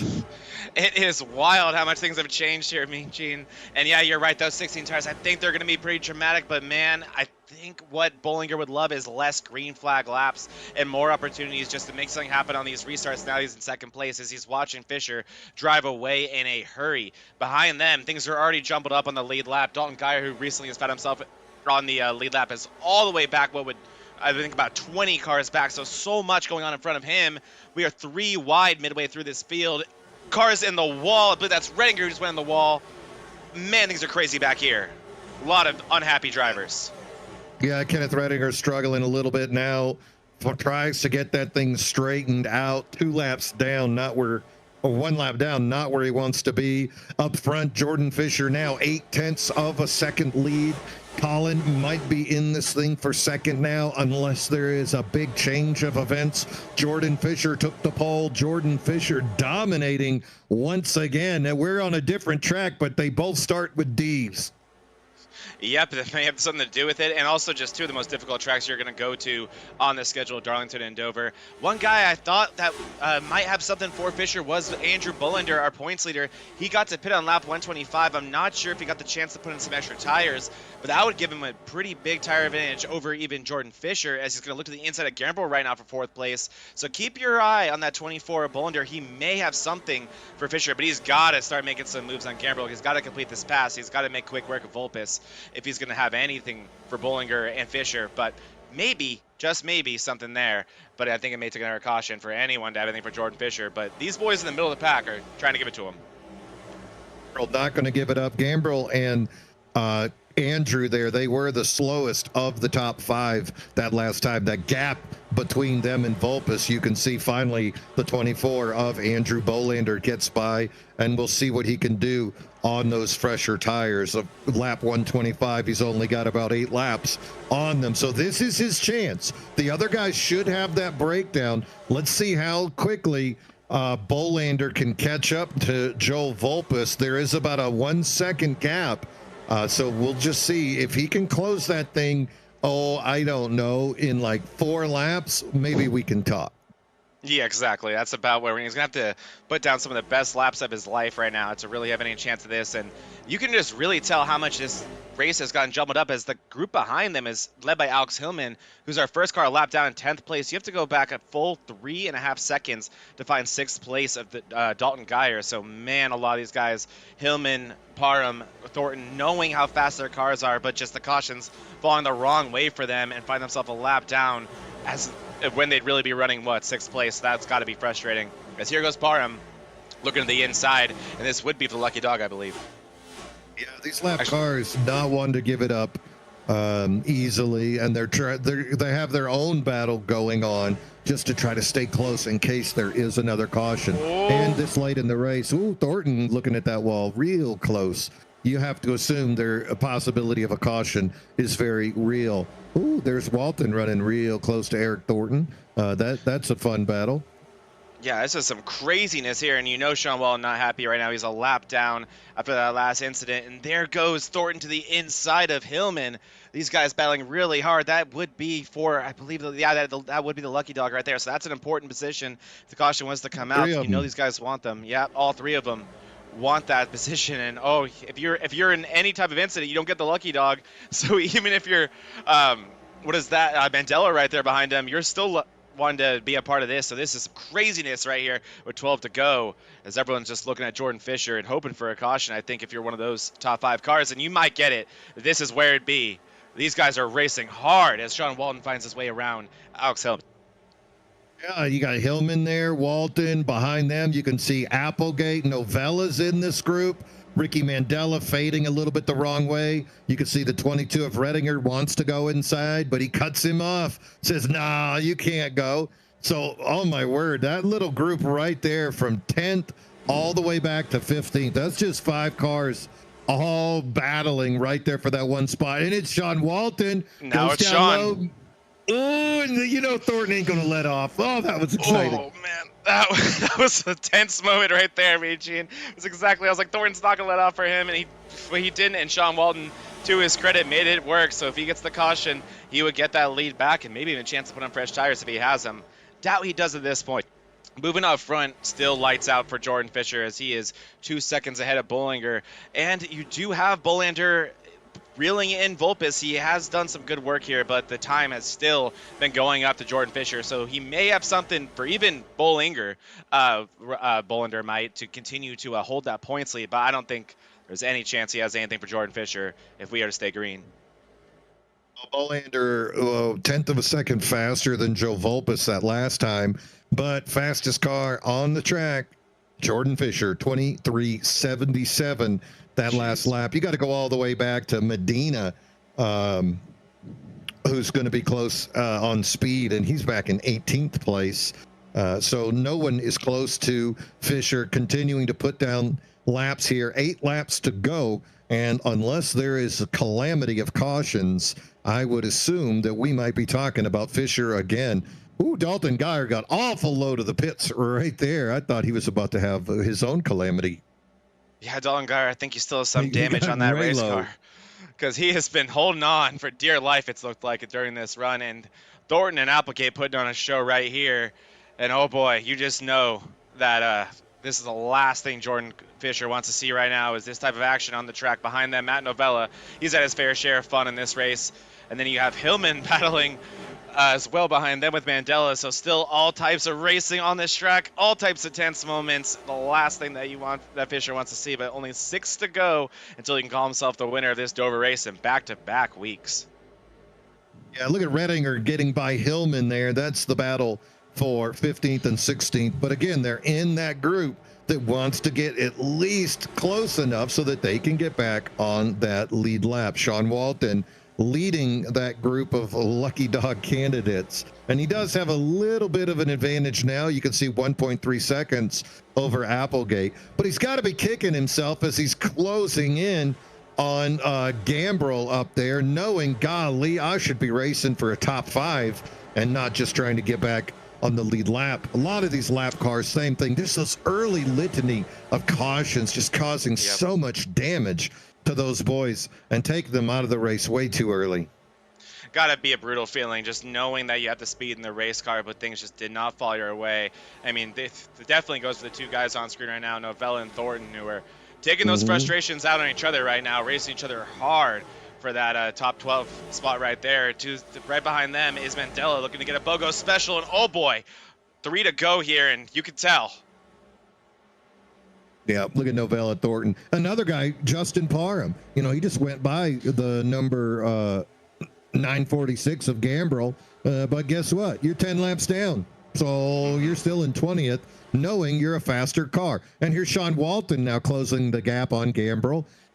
Same way. He's going to shoot right by that 946. But Gambrel has just put together the perfect combination of staying on the lead lap and avoiding those cautions, and we're going to see him pump out another top 5 for that rookie 900 number. That fella's just seems to be putting together the right races at the right time, and it seems to be working out. Speaking of putting together the right races, how about Fisher? Here he is, lap number 150, bringing it around once again. He took the pole at Darlington. He took the win at Darlington. He takes the pole at Dover. Chris Lewis standing on the box, chanting, jumping up and down. And here we go again. Jordan Fisher gonna be your winner here today at Dover. Wow. What a win and what a dominant performance by Jordan Fisher. That was incredible from the 39 race car. And he had some little bit of adverse strategy towards the end, or not adverse, I should say, but alternate strategy, and that worked out brilliantly. Kept him control of this race, and he got the fruits of his labor. Great job up in the up on the sky for Chris Lewis, and great job in the race car by Jordan Fisher. Yeah, that strategy, brilliant at the end. You know, I was wondering, you were wondering, fans at home might have been wondering, when do you bring him in? Because you're seeing Bollinger continue to get closer. And then what happens? That caution comes out just the way they drew it up. And Bollinger forced to stay out there on those older tires and just didn't have nothing for Fisher at the end. I'm still waiting for it, Zach. I'm still waiting to see Fisher versus Bollinger on the same tires with the same amount of fuel, starting on the front row on a restart. Yeah, we didn't quite get it today, right? No, we ain't got it yet. We ain't got it yet. And we got kind of teased with it a little bit, as it looked like they would, but that really is what kind of took away that ill-timed caution, and also why you only see 8 cars on the lead lap here. Yeah, even at Charlotte, when Bollinger won and Fisher got second, Fisher had to cut through traffic to get back up there. So he wasn't on the same strategy. They weren't side by side. There's your final results pending MRL review. Jordan Fisher going to take his second win of the season. Back-to-back wins. First place for Jordan Fisher. Colin Bollinger going to finish in second. Joe Volpus gets up on the podium. Early trouble for the 11, but manages to come back strong, third place. Andrew Bolander, our Kansas winner, going to finish in fourth. Eric Gambrill, the rookie, continues to impress. Fifth place finish. How about the captain of DDI out there, Dalton Geyer, truck specialist, now Cup top 10 winner. Jay Stinson going to do last week, got second, follows it up with the top 10 here today, seventh place. Nick Mazza going to finish in eighth. Michael Mata, we saw him give it a go there at the end. Unfortunately, going to end up a lap down, as well as Sean Walton, and that is your top 10. Running the rest of this field, you got Grant Applegate over in 11th. He had an eventful day, but so much speed in that race car in that 914. Ends up 11th place. Same goes for Matt Novella, maybe even more eventful. Still recovers for a 12th place finish, so great job for Matt. Already has a win this season, so he knows he's going to the postseason. Eric Thornton over in 13th place. Tons of speed there, but just some bad luck and a few incidents. Same goes for Redinger in 14th. 15th, solid day from Ricky Mandela Sr. Alex Hillman just always seemed to be the wrong end of the cautions and ends up a lap down in 16th place. 17th belonging to Jack Sanders. Sanders doing a great job up and down the field today. He's going to get it 17th place for his efforts. Same goes for Jose Medina. Just a long day for these guys. Never really having things fall their way when it comes to the cautions and the strategy. Kevin Kyle going to be our last car, 2 laps down, and then we kind of get to the used car field, and that is led by Justin Parham, 9 down. Hunter Hall, we heard his engine have some issues. Looks like they got it fixed for him to go 19 laps down and bring it home 21st. 22nd will be Zach Clausen. Steve Lewis, so fast today, running in the top 10 almost all day. Looked like a top 5 was at least in the cards. Doesn't get the fruits of his labor, ends up 23rd after that incident late in the race. Saunders in 24th, Justin Hardy 25th, John Beverly in 26th place. 27th belonging to Kluman. Tony Iverson, we heard about his early incidents. One of our championship contenders is going to finish 28th, and rounding out this field going to be Mike Benton in 29th, 143 laps down. Mike caught up on that first wreck and tried to get what he could out of it, but that car was just straight done. Got to feel bad for Dustin Hardy. That was his first race today. Got caught up in that caution, finishing back in 25th. Same story for Grant Applegate. Ran so good at the beginning and then caught up with that net code with Matt Novella at the end and never could get enough repair on his 57/914 Chevrolet, get it back up there. Same with Thornton, Redinger, just so many people caught up, early accidents, and it just took their car out of the race, and we couldn't see that speed. Regardless, Fisher ends up putting so many cars a lap down. Good thing this thing didn't go even more green, because that would have got super ugly. Zach, we're going to, of course, do that bonus interview. Who do you want? Like, if you could pick one guy to ask awkward questions to, who might that be? There's so many for this race. Like, I genuinely, there's so much awkwardness to choose from. You got Novella. Novella is like extremely awkward. Applegate would be good. You got Michael Mata. He had a big day. Dalton Geyer created that first insanity. I mean, Mata? Do we do Michael Mata? He's always a fun interview. So is that the one? Final answer? Yeah. I'm gonna pull it. And you know what's fun is he's actually showing a video live to his buddies. Oh, so we can really ruin everything. Let's do that. Yeah, so I'm gonna totally ruin everything. It's gonna be great. Let's absolutely take that opportunity to do that. All right, we stole him. Look at him. He's lost. Hey. You're ours now, Michael. Yeah. Hey, buddy. How you doing? I'm good. I like this track. Dirty Air sucked. Oh, man. Okay, so it seems like a lot of things sucked here today. First, take us through that last restart where was that a tire spin that ended up causing that, and just how bad was that all day? Because we saw that happen on the first lap of this race. It's not really a tire spin, honestly. It's I was feeling the car. I was really easy on the throttle. I got it full throttle to where I felt the tire sticking, and then there's a bump. There's a bump right after the restart zone, and that unsettled the car. Like, I had it stuck in, and then it wasn't, and it just veered right. And it happens on the bottom a little bit, but that bump isn't as bad. Was it Fisher had a little bit of the same thing, but that bump just isn't as bad. And yeah, it wasn't even really tire spin.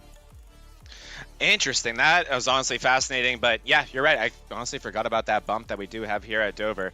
So beyond that, take us through the day. You had a few chances at Jordan Fisher. We saw one where you had an awesome run, leaving going into 1 and 2 on the first lap of it, but just couldn't quite get to his outside. What was it like racing that 39 today, and what were the priorities like trying to beat him?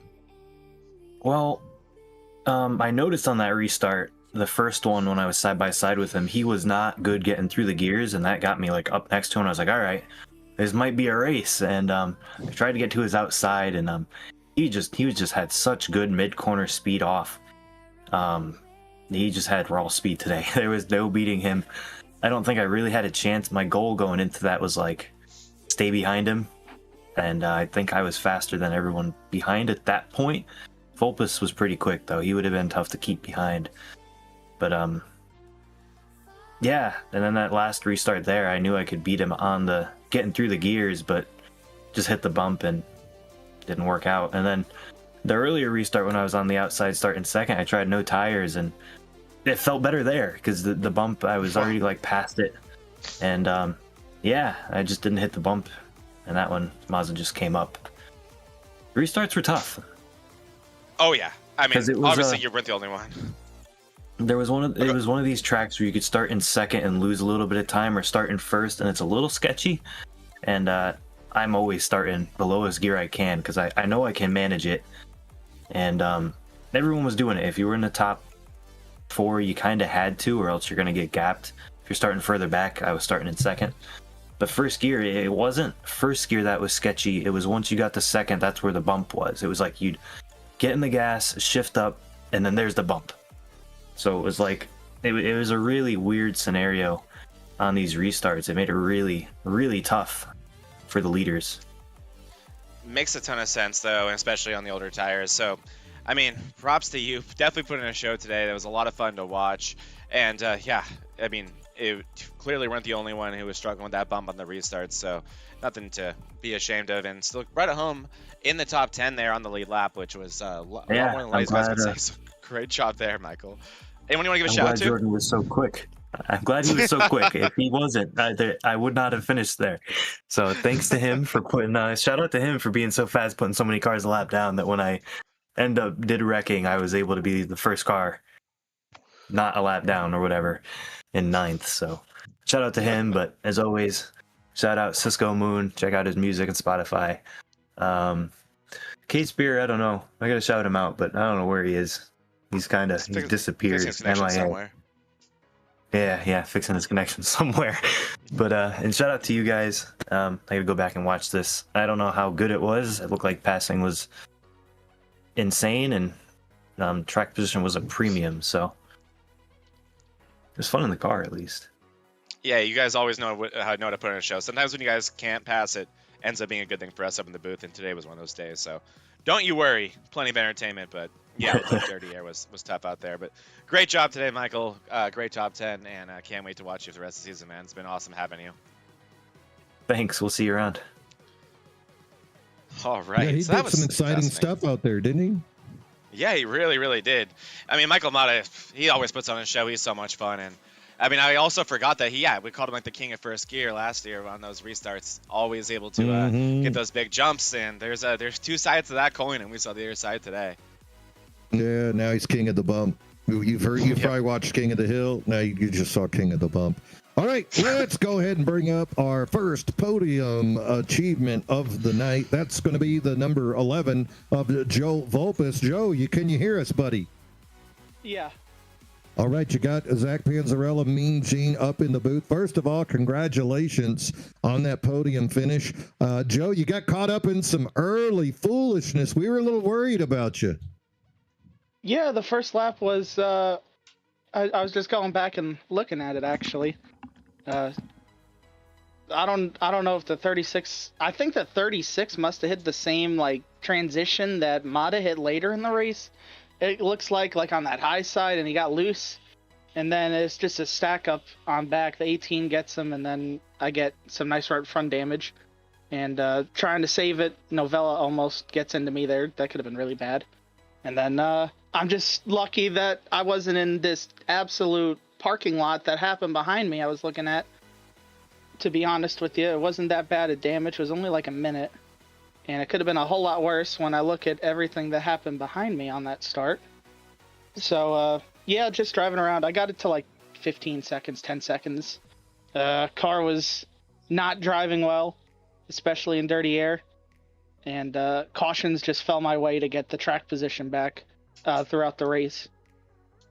Yeah, cautions did turn out to be a little bit of a story, especially the battle we were looking for. The two guys in front of you, Fisher and Bollinger, working out for Fisher's advantage there. I want to ask you about this, though. We just interviewed Mata, and he made comment about the bump and starting in first. Was that a thing you were looking at? Did you start in first each time? Were you willing to lose the time to start in second? I noticed the second to last restart, you and Eric Gambrell really got gapped by the leaders. Was that a second gear start? I started in second for every restart. I didn't realize until actually that restart that Jordan was starting in first. First was never really an option, I thought, in my opinion. Just with the way concrete tracks are usually and the wheel spin, I wasn't really ever going to consider starting in first. I'd rather, make sure the car's going in the forward direction. It did cost me on that last restart too. It cost me second place. And it's just impossible to really pass with the way the car is here, unfortunately. The dirty air was just too much to really make something happen. So settling into third, though, was really nice with the way I was running for most of the race, just trying to stay ahead of the leader on the first run after getting all that damage. The cautions really saved my bacon there and got me a top 3 out of a race where I was if it went green, I probably would have gotten maybe 8th or 9th out of it. That's not the way it went today. Cautions fell in your way. Didn't early, that wreck early. I was worried, but ended up working out great for you. In fact, Joe, you end up jumping up 3 spots up into 8th in the regular season points. We had talked about you being one of the cut line drivers, but now further away from that. Got to feel good looking at next week. I got to ask you about the winner today, Jordan Fisher. Was there any kind of strategy you were trying to do? Maybe you were thinking, I'll short pit him here. Was there anything that y'all were working on strategy-wise to try to overcome that flat-out speed of that 37 today? I had no chance to even consider anything with the way the race started. I mean, getting the pretty much right off the rip, got damage on the car. So I was thinking about getting the car fixed, and then it was stay on the lead lap, and then it was stay in the lucky dog position, and then it was let's hope for a caution so this cycles into my favor. I mean, the only time I really thought about, let's see if we can do something, it was the strategy was already played out. We were all on our last set of tires, except for Gambrel. Shout out to him. He had a good race. He had a set of tires sitting in the pits, actually, if we had a late race caution. But it was just going to come down to flat out raw speed. And I know at this track, I do not have the speed to run that good on a short run in this car, just with how tight it drives. So it was just a survival race. There was no really thought of getting the win until I was restarting in third and Mata messed up, and then I restarted on the front row. Well, it was exciting to watch out there. Congratulations, podium. Got to be thrilled to survive this battle, this war that you found yourself in here today. Is there anybody out there in TV land you want to give a shout out to? Yeah, just a shout out to everybody on the squad. East Coast Alliance this year. Duval, it doesn't look like he's going to be able to race full time anymore, unfortunate. But, shout out to the other guys, John Beverly, Nick Mazza, and Swingle when he's able to race with us as well. Shout out to all those guys for being on the squad. Shout out to you guys for doing the broadcast. I know we have a lot of fun doing broadcasts on other nights. So, yeah, just shout out to everybody involved in the broadcast, everybody on the team, and everybody that supports us. Here we go. That is Joe Volpus, driver of the number 11 Ford, coming home in third place tonight. Joe, go have yourself a cold one. You've earned it, my friend. All right, thank you, guys. Good job, Joe. Yeah, Joe had a battle out there today, didn't he? Just trying to hold on in the midst of all of that excitement. Think that's going to bring us up to number 2. You ready to pull him in? Ready for me to pull him in, Zach? Yeah, get me Colin Bullinger. What's going on, guys? Colin, man. That's always the goal. Always the goal is to hit you when you least expect it. Yeah, mid-bite. I'm going to ask you how your food tastes mid-bite. Yep, exactly, with the squirrel cheeks. But Colin, what a fun day for you. It seemed like starting in the rear of the field, quickly moving your way up to the front due to that massive incident. And then we really got to see what you could do there. It looked like you were house something for Fisher, but just the cautions never quite lining up. So I guess first question is, what's going through your head when you get that late race caution, and how are you feeling about that alternate strategy you were running up to that point? Because it looked like you guys brought it in right when that window opened towards the end there. No, I mean, we were kind of like, those later year Kurt, kind of like Kurt Busch. I was kind of cursing inside the car a little bit, or a lot, yeah, I guess, because I wasn't happy. I mean, I think just with the way that the fall off, really, the time wasn't really, he didn't fall off much in the long run. I was thinking I can jump him with the super short pit and then kind of just hold him off with the air. And when that caution came out, we didn't even have a chance. I would rather lose at least having a chance doing it instead of not. And I took my last set of rights there, so we were kind of just hoping to get back up the front, which ended up working out. But no, we didn't really get to try to race for a win. We were kind of out of luck at the end there. Yeah, okay, that answers a few questions too about, we were wondering why you didn't bring it in with a couple opportunities there, but makes sense. You didn't have a set of tires to put on the rights anymore, so I wouldn't have done that either. But yeah, it really, I mean, we were saying in the booth that Bollinger is gonna cycle the lead here. It really looked like you were going to, and then it falls apart, which is the caution, the worst possible time there. Throughout the day, what did you feel like you had for that 39 of Fisher? Did you feel like you had something for him if things were equal? Yeah, I mean, there was one run where we did have equal tires, but that's the part of being the leader. He had as long as he gets a good jump, he can just roll around while we're all fighting. And I fought for about 10 to 15 laps to get from 6th to 2nd, and I ran him down about half a second, from maybe 2 seconds to 1.5, and that was pretty much all the car had. And every once in a while I'd gain a little tenth, and then he'd scratch it back, and then he kind of got away a little bit, so that's what led to the ultimate strategy. But if I could have started right behind him or next to him, it might have been different. But I mean, we didn't get that chance, so I guess we'll never really know. Yeah, and we're looking forward to when we get the chance to see you guys mano a mano in the same tire situation. But you're going to leave here third in points today, so still, and only 3 points behind Fisher and Bolander. Actually, I'm sorry, tied with Fisher, and then 3 points behind Bolander, your teammates. So still looking really, really good for defending that championship. So last question I'll ask you today, and beyond whatever shout-outs you want to give out, is how you feeling so far at this point in the season about defending that championship, and how does it feel compared to last year in terms of your competition? I'm feeling. I'll say the competition. I've noticed it's taking a step, but at the same time, I feel great. I always feel good every week.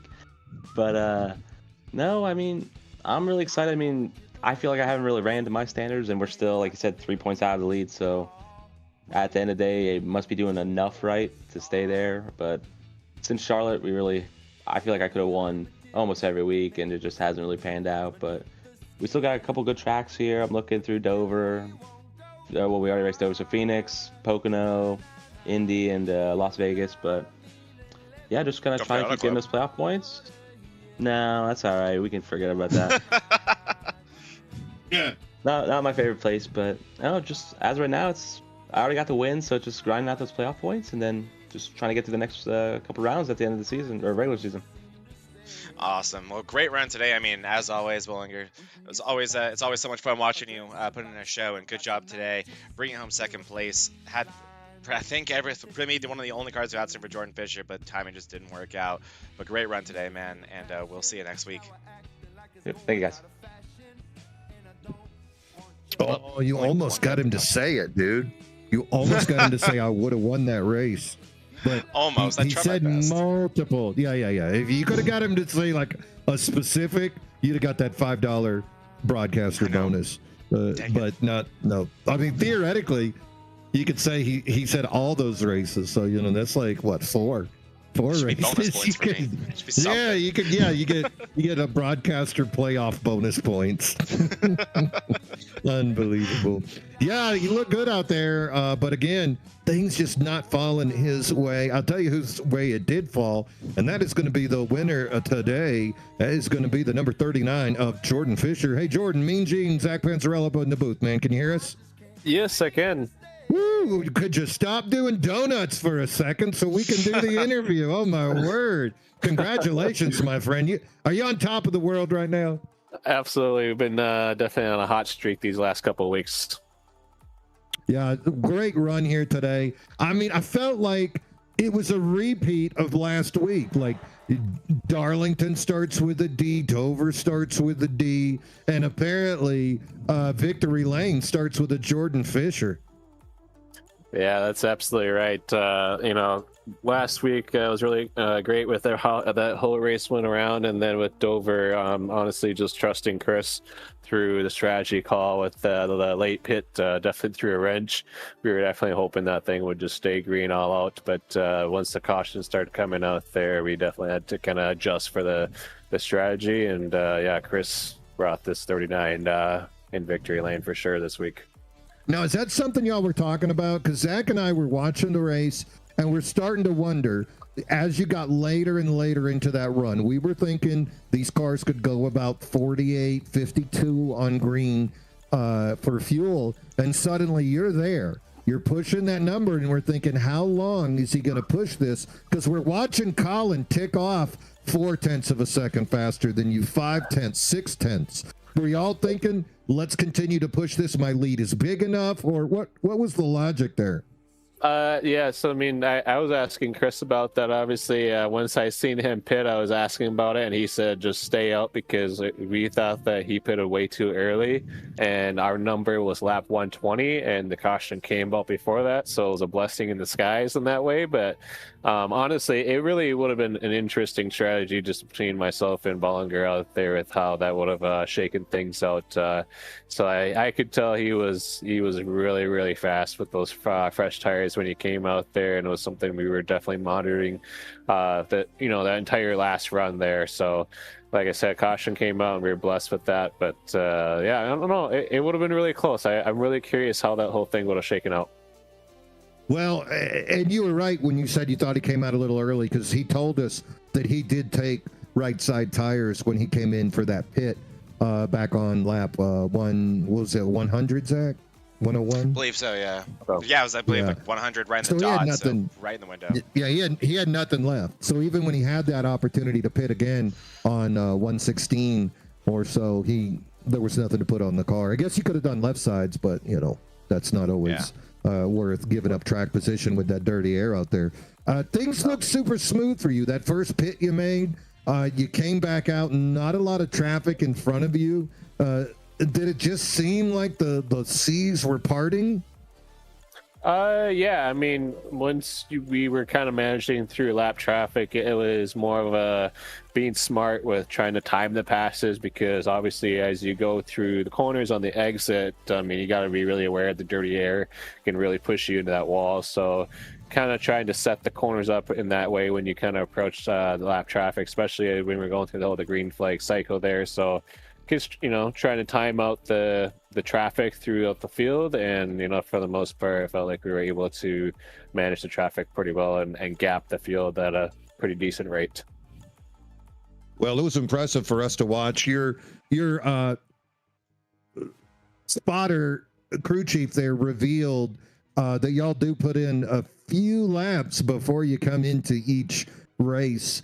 That definitely showed out there today. I got to ask you, when I race, I'm looking for visual markers when I am going to brake, when I'm going to let off. As many laps as you put into practice, are you just running the track, listening to tires at that point? I mean, I'm always looking for little brake pointers on a track. I'm always aware of that. But once you kind of get in the zone and the rhythm, at least right here around Dover, once I'm getting into the corner, I'm pointing my eyes right at that apex, and I'm usually trying to double apex the car and just be smooth with it. So getting my eyes ahead of the car, figuring out where I want to put the car into the corner. That's just repetition with practice with all the laps we put in within the team. It really pays off on nights like these. I'll tell you what else pays off. Fewest incident points of the top 12 drivers. 3.6 incident points per race. You can see we got the stats up right there for the people at home. Jordan, you are 3 points away from Andrew Bolander. You are tied with Colin, and then you guys got a 39-point lead over the fourth place driver of Novella. So this thing turning into a three-man battle. Still early in the year. Of course, this is race number 5 of our 13 race season, but you three guys really starting to come up into the forefront, waiting for that big showdown next week. Going to Phoenix. Where does that track rank on favorites of Jordan Fisher? It's definitely one of my favorites. I've had a lot of laps at Phoenix, and I'm really excited to get there.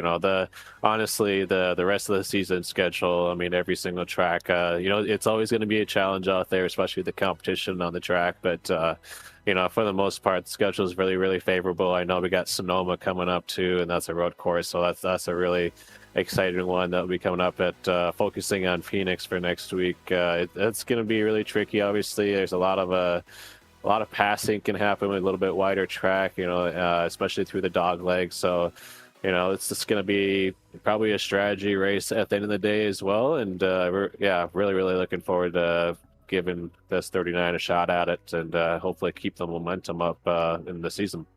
I have no doubt we're going to continue to see big things out of that number 39. Jordan, Chris said you might have some people watching this race. Anybody you want to give a shout out to here tonight? Yeah, I want to thank Duck Unlimited for sponsoring this car, and also want to thank Dover Air Force Base Flight Line Chapter. Looks like we got this race actually broadcasted at a bar, so huge shout out to all those guys watching. I was really happy to put on a show for these guys, and first time debuting this livery for them out there and putting it in victory lane. That's exactly what we wanted in the mindset when Chris had told me that we got this race broadcasted for some of the guys at a local bar. I mean, it only motivated me more to go faster on the track. So again, huge shout out to those guys. Huge shout out to Chris. Huge shout out to Team Conti Sim Performance, Matt Busa, continuing to help me out through race by race. And huge shout out to you guys with this awesome stream, and everybody who's been watching in the stands out there, family watching, friends. Just everybody. Thank you. There he is. That is your winner tonight. Back to back. Did it at Darlington. Does it tonight at Dover. Jordan Fisher guaranteed to be in the playoffs and right in the heat of the championship regular season race. Jordan, go have a cold one, my friend. You have earned it. Thank you. Fear the fish. Ooh, fear the fish. He's throwing it out there, man. I'll tell you what, this guy's just fast. You know, weeks 2 and 3, we saw him get caught up in those wrecks. You're wondering, you know, who's the real Jordan Fisher? And I think last couple of weeks really just seen it come together. Can't wait to see what happens next week at Phoenix. Like he said, that dog leg, there's going to be a lot of different strategies. And we've seen drivers like Matt Novella and Sean Walton not afraid to hug that inside like Kyle Busch in the golden years. Yeah, next week is going to be a fun one. I love Phoenix. So many lines available, and I doubt the rest of the field wanted to hear that Jordan Fisher is looking forward to that one as well, because he has been putting the beat down on this field for 2 weeks straight now, and to go to another track that's not too far off of these other difficult tracks like Darlington and Dover, really one thing that they have in common with me besides the letter they start with is just being drivers' tracks, and Phoenix is definitely another one of those. So Jordan Fisher looking at that first place point standings, only 3 points out from Bullender, putting all the pressure in the world on with those 2 straight wins. I'm excited for next week. It's going to be a fun one. And like you said, that dog leg only opens up 6 wide, 7 wide, insane opportunities. I'll tell you, for all the drivers that are watching this, you know, on the rebroadcast, or even if you've dialed in here after this, listen to what he said. Listen to what the guys who win in Bonfire, our sister league, say. The Medinas, the Landrys, they are putting in laps. They know the strategy.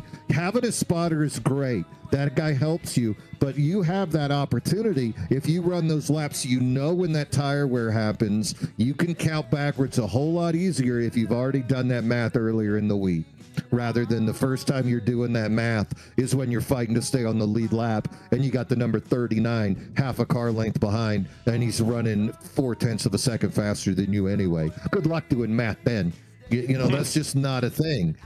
So, you know, a David Medina, a Landry, all these fellas are putting in the laps. Colin Bollinger, the faster team. So the guys that are on that edge right there, I think if they go in, they put in that 50, they put in that 100 laps. I think that's the difference, you know, between spotting, oh, there's the number 3, that's where I let off. Oh, that's the number 2, that's where I need to brake. I better already have my, no, you feel the track. Get in that zone, and I think the competition is just going to get faster and faster and faster, especially when I look down at the bottom. If I was to tell you Eric Thornton is fighting for his life, Jack Sanders, season 2 champion, fighting for his life, Sean Walton, who just won a championship, fighting for his life, you'd laugh me out of the building. Right. The cream really has risen to the top. There's a reason this is the premier league of MRL. And yeah, you can't take weeks off. And that means putting in the amount of laps to compete with guys like Fisher. I couldn't agree more. Whenever someone asks me what's the best way to get good at iRacing quickly, I just say put in reps, just put in those reps. Get out there, put in 100 laps by yourself, and you'll just, you won't feel it as much, but you'll see it. You'll see the results start to come in. You'll see those lap times start to get shorter. And it really is just a process of just repetition out here. And when you get to these types of races, the ones where you get the long green flag runs at these demanding tracks, it becomes all too obvious who put in the work and who didn't. And Jordan Fisher has really begun the fruits of his labor the past 2 weeks. So that's been great to see. And I think it's going to be the same story next week in Phoenix at a track like that. So I totally agree with you. It can make all the difference in the world. Before we head out, I got one more fun fact. Eric Gambrell. What's that? Eric Gambrell got 5th today. He's only run 2 races, but he's accumulated 55 points. If he would have run 5 races like everybody else out here, he'd have 132, 133 points, and he'd be 5th. That's 5th. That's awesome. Good for Gambrell. New to the platform too, right? Isn't that sick? That is so just cool. sick Good to for think him. about. The guy's going to come out to get bonus points and stuff. Like, come on, man. Quit shaming us. I think he's driver shaming me. But anyway, good run here today. Exciting racing. A little bit of tough difficulty with that slick track, but we kind of expected it with that 86 degrees in the air. Track was a lot warmer than that. Could have used another set of tires, but when would you have actually put them on the car? And then guys like Gambrell didn't even use that last set. So different strategies, but in the end, raw speed wins. That's what we saw. Jordan Fisher driving it home to victory. 2nd win of the year, and he is guaranteed in those playoffs. Top 4 drivers in season stats, all guaranteed to fight it out. After that, we'll continue to see what drivers can position themselves for the 12-man playoff, which all capitalizes at Michigan for that series finale. Zach, it's been a beaut. Thank you and welcome back. So glad you made it back from Italy. Don't know if you would have got me back from there. I mean, I saw that picture of them cars, right? Oh, man, it was crazy out there. But hey, only this league is what can get me back out there. I'm excited for tomorrow as well on the same network for the Bonfire Race League. Can't wait to be back there with you and Vulpes. So that's going to be a lot of fun. That's right. Vortex Racing Network will be on tomorrow again. We'll be showing the Big Truckin' Tuesday. Wednesday, we'll be showing DDI Racing League as well. And then Thursday, Thunder. So we got a lot going on the Vortex Racing Network for the rest of the week. That is going to wrap us up for the evening. This was our 5th race of the regular season as we watched Jordan Fisher take his 2nd win. Want to thank everybody back in the production truck boys for making this happen. League admins, John Beverly, David Owens, Joe Vulpes, and Steve Fugay. I know I'm forgetting people. I apologize. On behalf of myself, Mean Gene Money, and Zach Panzarella, it's been our pleasure. True believers, have a great night. And as always, bottoms up and hammer down.